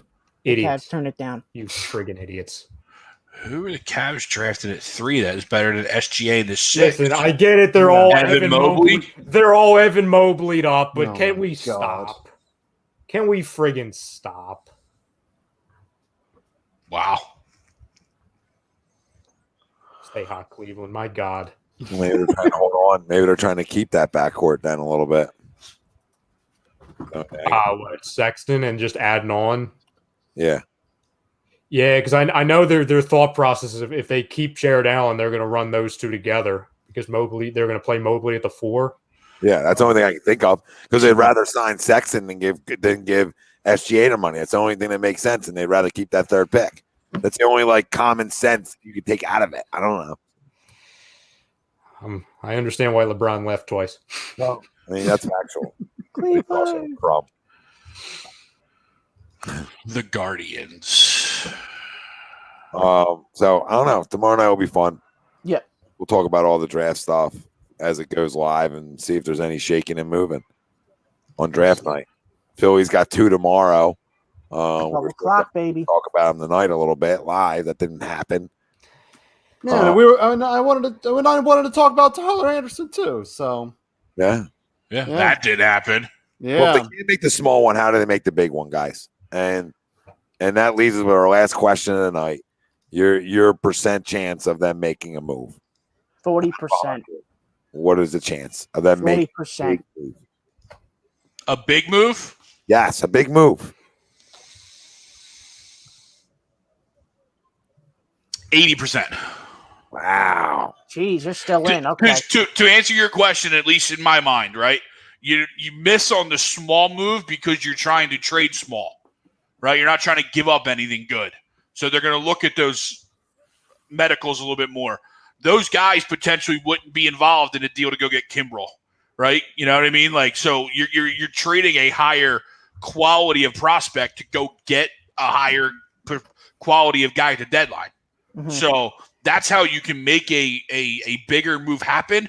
And, you know, Bryce made a comment today or yesterday, and although they lost, you know, they're starting to show a little bit more fight and come back a little bit more recently. But, you know, Bryce, I think Bryce's comments the other day, you know, we can't keep playing from behind. And he's right? You know what I mean? Like whether, you know, it's, you know, whatever your thoughts on him are, he's right. It's so hard to play from behind in any sport. It just takes so much to get to back to level. So, you know, there's got to be a move made. There's got to be. I think the 3 guys, I think you're going to get 2 out of these 3 I'm going to name. I'm like 90% sure we're going to get Richie Rodriguez. I don't think we're going to get Kimbrel. I think Richie Rodriguez is going to be Dombrowski's solution to that. Clearly, he's not Kimbrel or anything close to it. So should I drop him now from fantasy? Yeah, get him out. Get him out now. Just I mean, trade him for nothing. Just cut him. I'm confident. I think we're going to get Buxton. I think we're going to get Richie Rodriguez and Buxton. I could see Merrill Kelly just because I can't see how Dombrowski is happy with the starting rotation at all, unless they have plans on putting Ranger back into the starting rotation if we get a closer. But again, I know Buxton's a big name, Tom. I know you said that on Sunday, but that doesn't I don't know if that moves the needle enough for me. He's banged up, and he's always I don't want Buxton. I'm sorry, I don't want him. He doesn't do anything from you playing from behind all the time. No, that's for sure. So I mean, if you're trying to shore up not playing from behind all the time, and that's a real factual thing. What Greg's talking about as a player, you come to the ballpark and you just start assuming you're going to get down from behind. You know what I mean? You're going to be down early, and that's not a good thing. No. So you need to fix 2 things. You need to fix your starting pitching, and you need to go get somebody in the back end of that bullpen that can shore it up better than it's been shored up. If you can do that, you're going to be in better shape. So if it's a starter and a closer, that's what you need. While you're shopping in Minnesota, might as well just knock on that Jose Berrios aisle. Just might as well tag team it. Hey, how you doing? Hey, we'll take. What do you want? Combo. Yeah. You know, be like Frank from American Pickers. Let's bundle this up here. Let's bundle. Let's be the bundler. Yeah. I take John Gray though, Colin. Yeah, I like Gray. But you take John Gray knowing he's coming from Colorado. And the numbers should get better. Yeah. What does that do, right? What's his? I think I read this morning his ERA is like a 3.6 or something. Yeah, I mean he's high 3s, but that comes down. I mean that comes down. Oh yeah, I mean Merrill Kelly and Tyler Anderson. I think it was like 4.2 and 4.6. Yeah, but you're also talking John Gray's a 1-2 in I think John Gray's at worst they're 3 in Colorado behind Marquez and maybe John Gray, right? Merrill Kelly and Tyler Anderson weren't anything higher than a 3. You know what I'm saying? What do you guys think? I mean, obviously Anderson's out, but like the other 2, John Gray. I like the Anderson deal. That was the funny thing. You liked it? It wasn't a splash, but it was what we needed. Yeah, you know what I mean? It was something we needed. It wasn't like World Series or boss. It was like, okay, we got a guy who actually can can get through 5. Like he might get hit around some games, but he also can get deep into games more so than these two guys. Anybody else can give you. So it's more of like, okay, I at least I feel like I have a chance tonight. You know what I mean? Yeah. More so than I got no chance, and that's the only reason I liked it. Agreed. I hear you. It was very low risk, high reward. I thought it was a start, right, Ryan? And that was the other thing. Yeah, absolutely, Tommy. Bang. Here's one. Now you did something small. Now you can grow from here. Now you can go get like a number 3 from somebody, right, and plug them into the 4 hole, and then you can work your way up the ladder and back, and you get yourself a fucking Kimbrel to call it a day. And that's just being aggressive. And Dave Dombrowski's here to be aggressive. He better fucking be aggressive. He better. I know this is way out of the ballpark, way out of it. Yes. And they probably won't do it. It sounds like my kind of trade, Ralphie. Go ahead. Sure. Would you look at Scherzer? Absolutely. I mean, would I look at him? Yeah. Are they going to get him? No. We're not in the runnings though. No, he's going to you know where he's going, Ralphie. He's going out west. Yeah. He's going to the Dodgers or the Padres. Yeah. Tom, I said this. I don't think you were on at the time. I think you were killing flies. I said if they got Kimbrel and Scherzer like they're rumored to, I said I might hang it up with baseball. I might be done for the year. I might just call it. You know what I mean? If who gets both? Dodgers. Ah, fuck me. Like I might, you know what I'm saying? I might just be like, that was fun. We had some laughs, but I'm gonna go watch the Olympics and then some golf and then. Yeah, I'd rather the Padres get that than them. You know what I mean? I like. Listen, I've said this before, and fraudulent or not, if I was not a Phillies fan, I would be a San Diego Padres fan because I love everything they do. I love everything they do. Sure. Yankees and Mets are off his list. Well, if I'm the Phillies, I mean, I go hard at it. Why the fuck not? I said stupid money. I said, is this it's a contract year anyway. Is this guy back? Oh God, he's risen! Oh my God, where'd you come from? I never know what you're doing back there. Yo, we just traded for Pascal Siakam and the number 4 pick for Ben Simmons.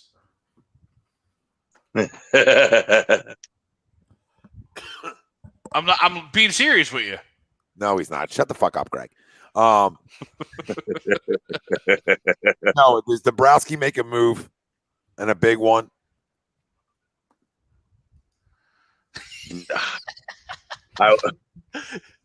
We couldn't even get Anderson. Young Doss has been with us the entire show. No. Thank you, brother. We couldn't even get Anderson. Does he make a big move before the deadline? No. Damn. Then what's he here for now?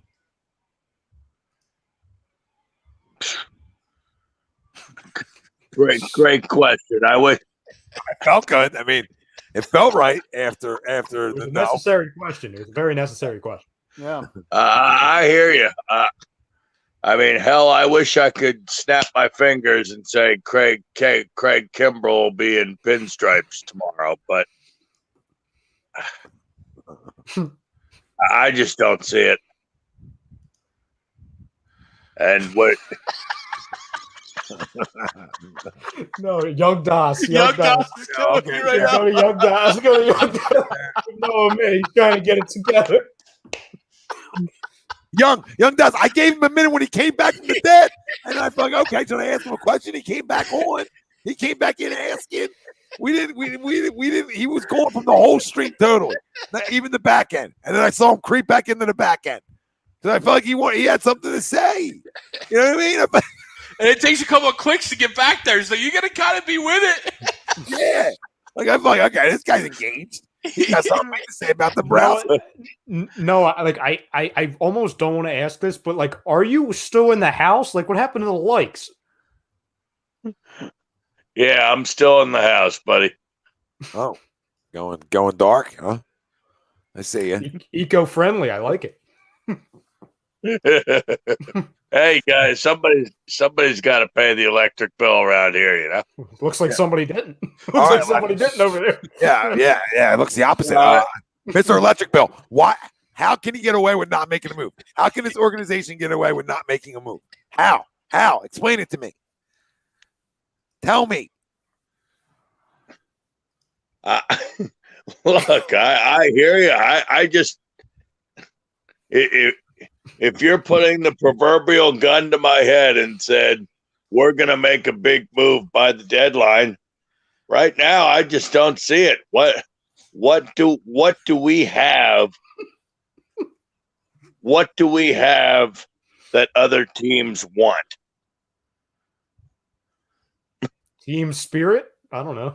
An There's assortment of prospects. bread. There's prospects. Well, There- team spirit, a couple of beers and a couple of soft pretzels ain't gonna bring Craig Kimbrell to Philadelphia. Come on, there's enough guys down there. there's enough. We might not think they're good. There's enough you can package. A big old bag of milk? Give them 4 fucking guys. They're not turning that down for 4 guys. They're not turning it down.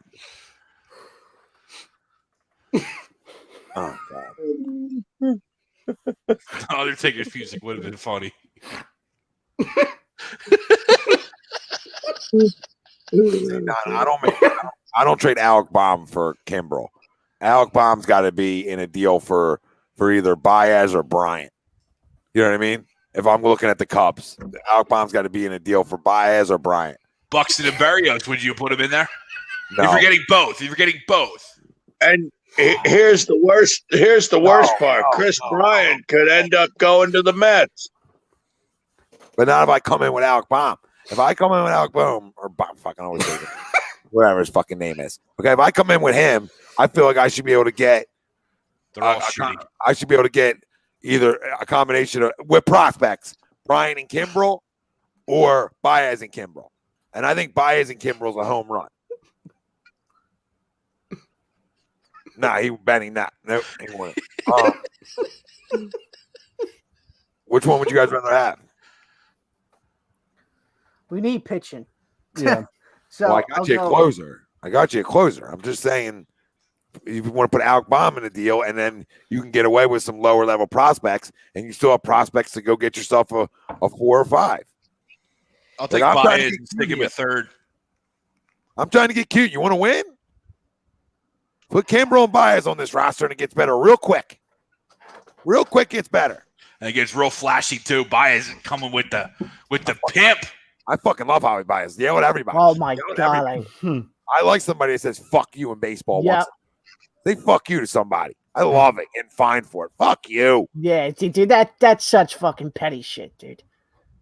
Dude, the game needs that, dude. The game needs that. Definitely here. I want to see that. That's why the international. That's why like the World Baseball Classic, the international game is so fun to watch. Yeah, because you get all those guys, from Latin America, and that's what they love. They love this game. And you get to the Major League Baseball, and it's like, you like the Yankees, you can't have facial hair because we're a bunch of douches. Suck my you know what I'm saying? Like, which one would you guys rather have? What were the 2 options again, Tom? Bryant Kimbrell or Baez and Kimbrell? Or Berrios Buxton. Baez and Kimbrell, easy. You could throw the other 2 to the curb. I don't. I will run every prospect to Chicago for that. For which one? The Baez and Baez. Kimbrell. Yeah, Baez. I'm more Baez. I'm not like I would if we got. Say that again, Tom. I'm not a big Chris Bryant guy. No, I'm not. And my issue with Bryant isn't necessarily Bryant. It's the fact that he's probably worse at third base than Alec Baum. Yeah. That's why they moved him to the outfield. yeah, correct. I'm trying to get better defensively if I do this deal, and I get better. Now, who you putting at third in that scenario? I'll put Didi there because I'd rather Baez play short. Didi struggled at short a little bit this year. He hasn't been as good with his glove as he has in years past. Or Baez, though. I mean, you know what I mean? Like, you can plug and play that as well. But I completely agree. I don't care. Either way, I get better defensively second Javi Baez walks in the door. And obviously my closer position settled, and I can go get a 5 from somebody else from real low-level prospects, right? Yeah. And just get somebody who can go give me some fucking innings and keep me in baseball games, pitching in my 4 and 5. I can do that with low-level 2-for-1s. Like Tyler Anderson.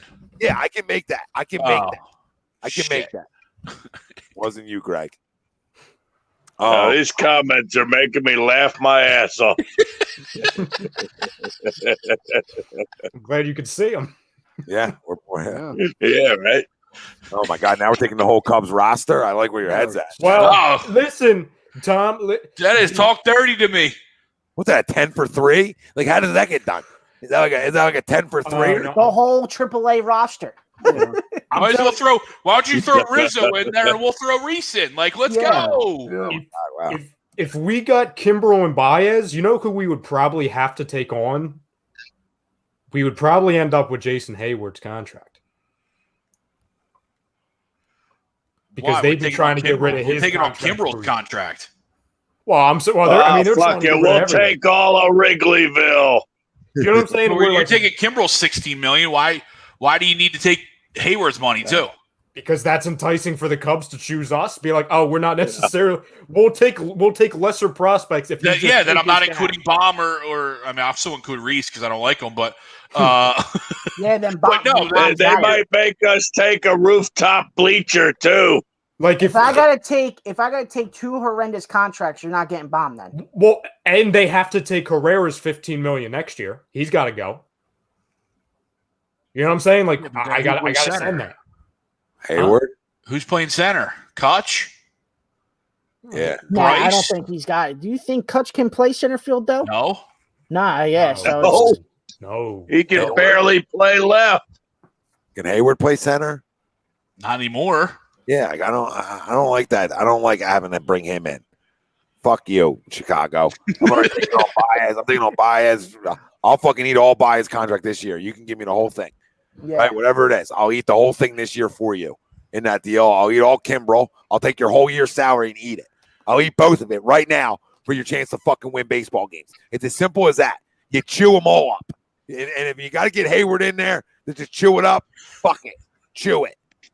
But then I don't want to take too many people from one place out because then I get nervous about that. Yeah. But I don't think it's realistic either. But I think the 2 is definitely realistic. I hear you, Tom. We don't want to bring over the curse of the Billy Goat stuff, even though that was gone a few years ago. We don't need the remnants coming over. We don't need Billy Goats. We don't need Steve Bartman. We're good. Yeah, we don't want a bunch of guys from an underachieving team either.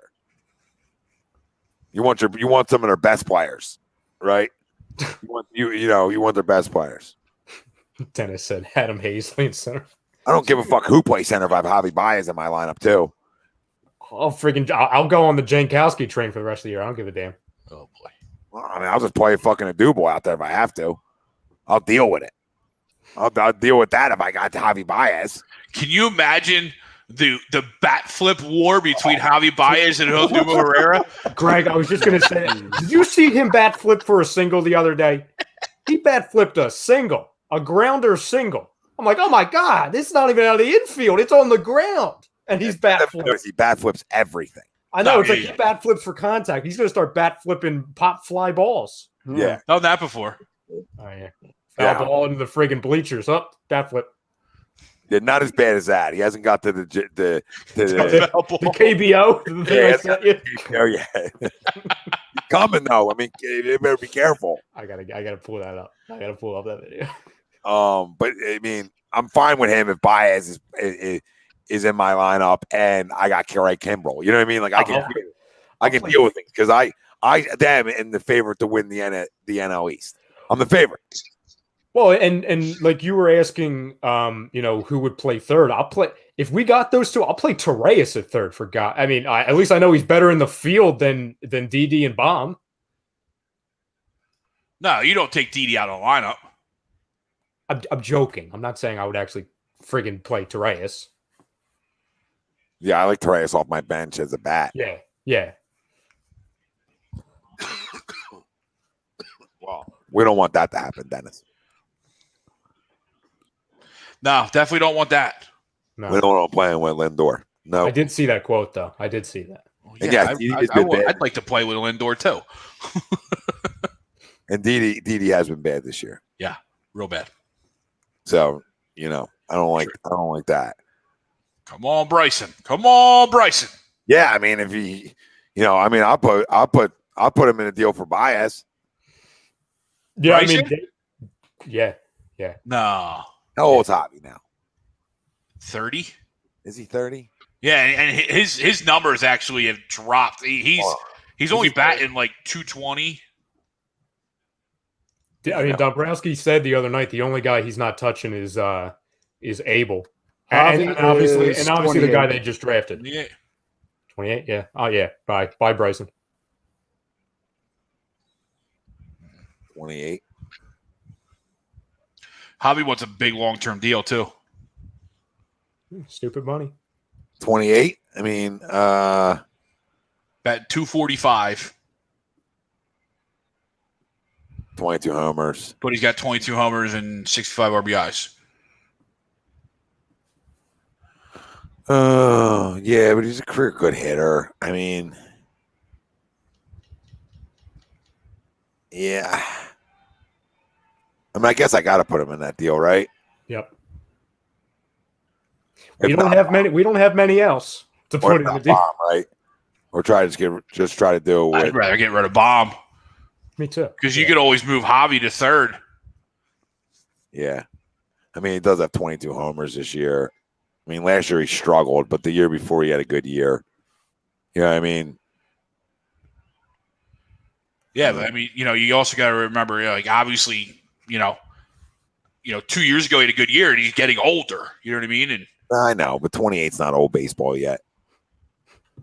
You know what I mean? No, I agree. So I mean, he's got. But when one of your best prospects is a shortstop, I don't think you give it up for a 28, 29-year-old shortstop. No, you try to do it with Bomb, of course. Right? Yeah, I agree with you. I'm just was asking you because I thought he was that age. Like, if you had to do it, would you do it? Like, if that was the only way you get it done, do you do it? No. Oh, I do it. Me too, Tom. I do it. I think Dave does it. I think Dombrowski does it. I gotta try to win. I mean, this guy might be great, and I hear you, Greg. Right? Usually, like, if I wasn't in a situation, I'd be thinking that. But the situation I'm in is I got guys who are around 28 years old. They all got to play to win together. Yeah. You know what I mean? I understand why I understand why somebody says yes to do that, right? There's two guys to me that I don't include in anything, and that's Mick and Bryson. That's it. Everybody else is open. Friggin' Mets won tonight, by the way. No, I mean, look, to your point, I mean, we obviously Dombrowski has to do whatever he can to improve this ball club and improve our chances of making the postseason. This team obviously hasn't been to the postseason since 2011. All right, it's been 10 goddamn years. Yes, we need to do whatever it takes to be able to catch the Mets and beat the Mets and win the NL East. But I just, what deal do I realistically see a deal out there that can be done by the trade deadline?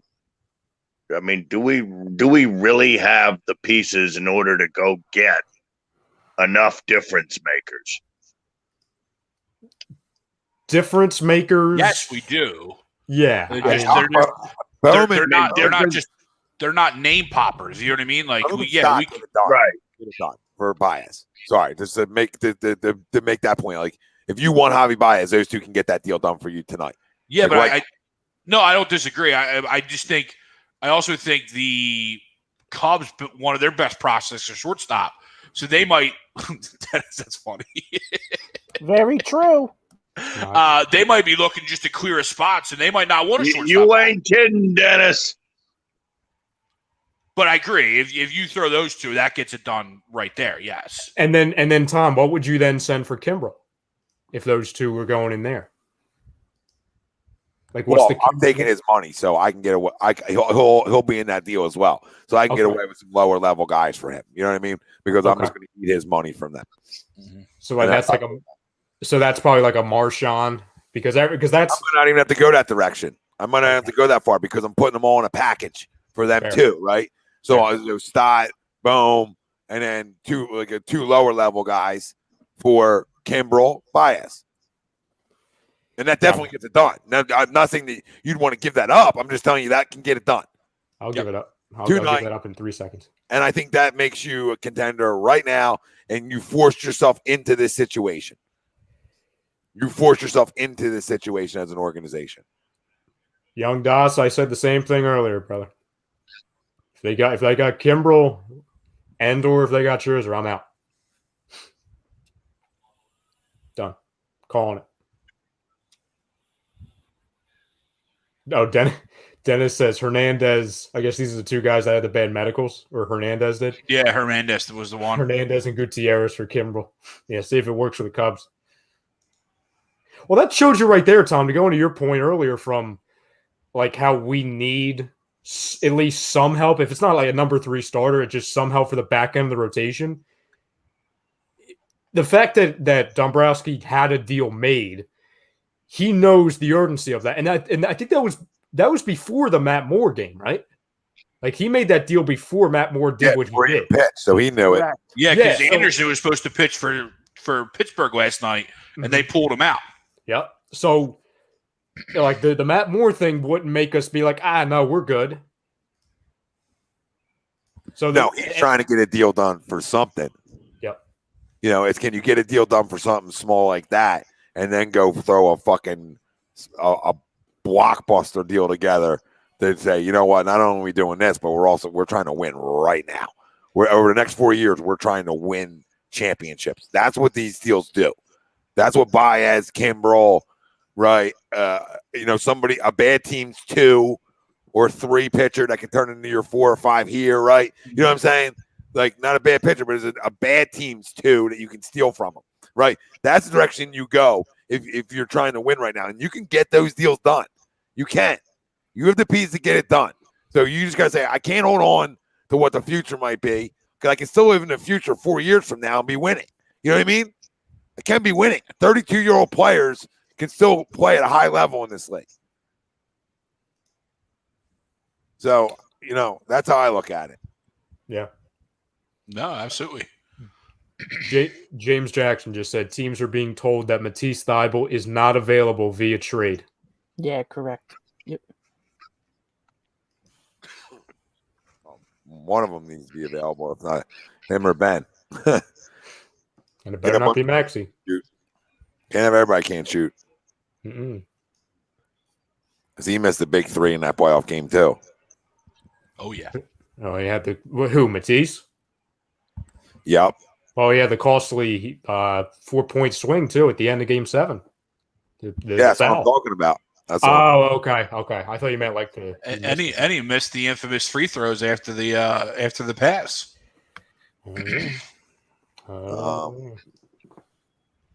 Yeah, so I don't know. I mean, what's up, brother? I don't know what they do. Tomorrow's obviously a big day for them. I don't know what they wait for. I don't know what else they can wait for. I mean, the deadline. The trade deadline is still the 31st, correct? Saturday at 4, I believe. It's Friday at 4 since the 31st is on a weekend. There you go. There you have it. Well, they fucking can't. They can't operate on a Saturday. It has something to do with the scheduling and all that. Interesting. By the way, Ohtani hit another one, 37 for the lead. Would you give up for? Does he get the Hey, 60? what would we have to give up for him? I was just going to say, Greg, would you give up Bryson Stott for him or no? No, because you wouldn't be able to hit. He's not a short. Yeah. Oh, shut it. Greg, are you really talking positions with me right now? Yeah, I would. I love Ohtani. Jesus. Where would he play in the NL? I don't give a damn. Outfield. He plays outfield, bro. No, And we're going to have the DH in 2 years. It would force the NL to DH it next year. Yeah, we have to. It would. Because of the way he sells. So, night. And again, you want to talk about the Greg Mush? I've had him for fantasy for 5 years, for his first 4 years. This offseason, I dropped him. Yep. You're welcome. So you're the reason why you had to get Tommy John. Yep. Oh. And we know And I'm in a keeper league, too. I could have kept him forever. And I decided, I'll keep Wilson Contreras. I trade for him. Oh my He'll be a Philly. He'll be a Philly. The closing thoughts, right? Closing thoughts. Since teams are interested in Matisse Thybulle, does that mean you maybe can package him with Ben and get a player that you actually want? Well, that's what they're saying too. They said that it can change rather quickly, especially in a trade that unloads Ben Simmons. Yeah, so I guess we'll see how that plays out. Yeah. Through the next month. It's here. amazing to me that there's that much thought outside of this organization from Matisse Thybulle. Like I don't see a whole lot of talent. Thanks, Young Dos. Appreciate you, brother. Yeah, brother. You've been here the whole time, as a lot of people have. But thanks, brother. In the night, he was in from Jump Street. Yeah, he was in for a while. No, I just Thank you, Young Dust. Yes, I will get some sleep tonight. Just amazing that we got to come out of sleep. That we got to come out and announce that Matisse Thybulle's not available. Yeah, I mean, guys are available for the right price. So maybe you drive it up that way, right? Could be. Maybe you drive it up. As Keezy said, if he's playing well in the Olympics, man, maybe this helps. I don't know. Yeah, I don't know either. But all right, whatever. We'll talk about this more tomorrow for everybody that's on tomorrow. We'll have plenty of NBA and live draft reactions. So, we waiting fucking all night to pick, and then that's the worst part. We'll trade it for like 2 fucking second rounders. Yep, it's coming. Draft and stash. At least the draft's all in one night. You don't have to wait until the next day. Yeah, yeah, that's true. That's true. Listen, we love you all out there. We thank you all for joining us tonight. We also like to thank our sponsors. One, the Counseling Center and Sunrise Detox. Many of us and our families deal with mental health and addiction issues. We're happy to support the Counseling Center and Sunrise Detox. Give our guy Rob Lubman a call, 856-651-8117. And Manscaped, go get your 20% off and free shipping with the code HED at manscaped.com. Unlock your confidence and always use the right tools for the job with Manscaped. Lawnmower, weed whacker for the nose and ears, ball deodorant, cologne, foot spray. What don't they got? Head to toe, baby. Use the promo code. Get 20% off. And we already talked about memberships. Everybody five today. Thank you all. 5. And 25% off now at bodycheckwellness.com. Went up 5%. You can use promo code A2D, 25% off. Go check out their products. I think Clarity, Focus, Energy, and Endurance is phenomenal too. Noah could use both. We love you all. Greg Mocklick, Frank Vespi, Ralph Delvecchio, Ryan Brotto. I'm Tom Arnone. Everyone out there, you guys are the fucking best. We love yous. Keep hitting the like. Keep hitting the subscribe. Tell your motherfucking friends. Tell your friends to tell a friend. We the fuck out.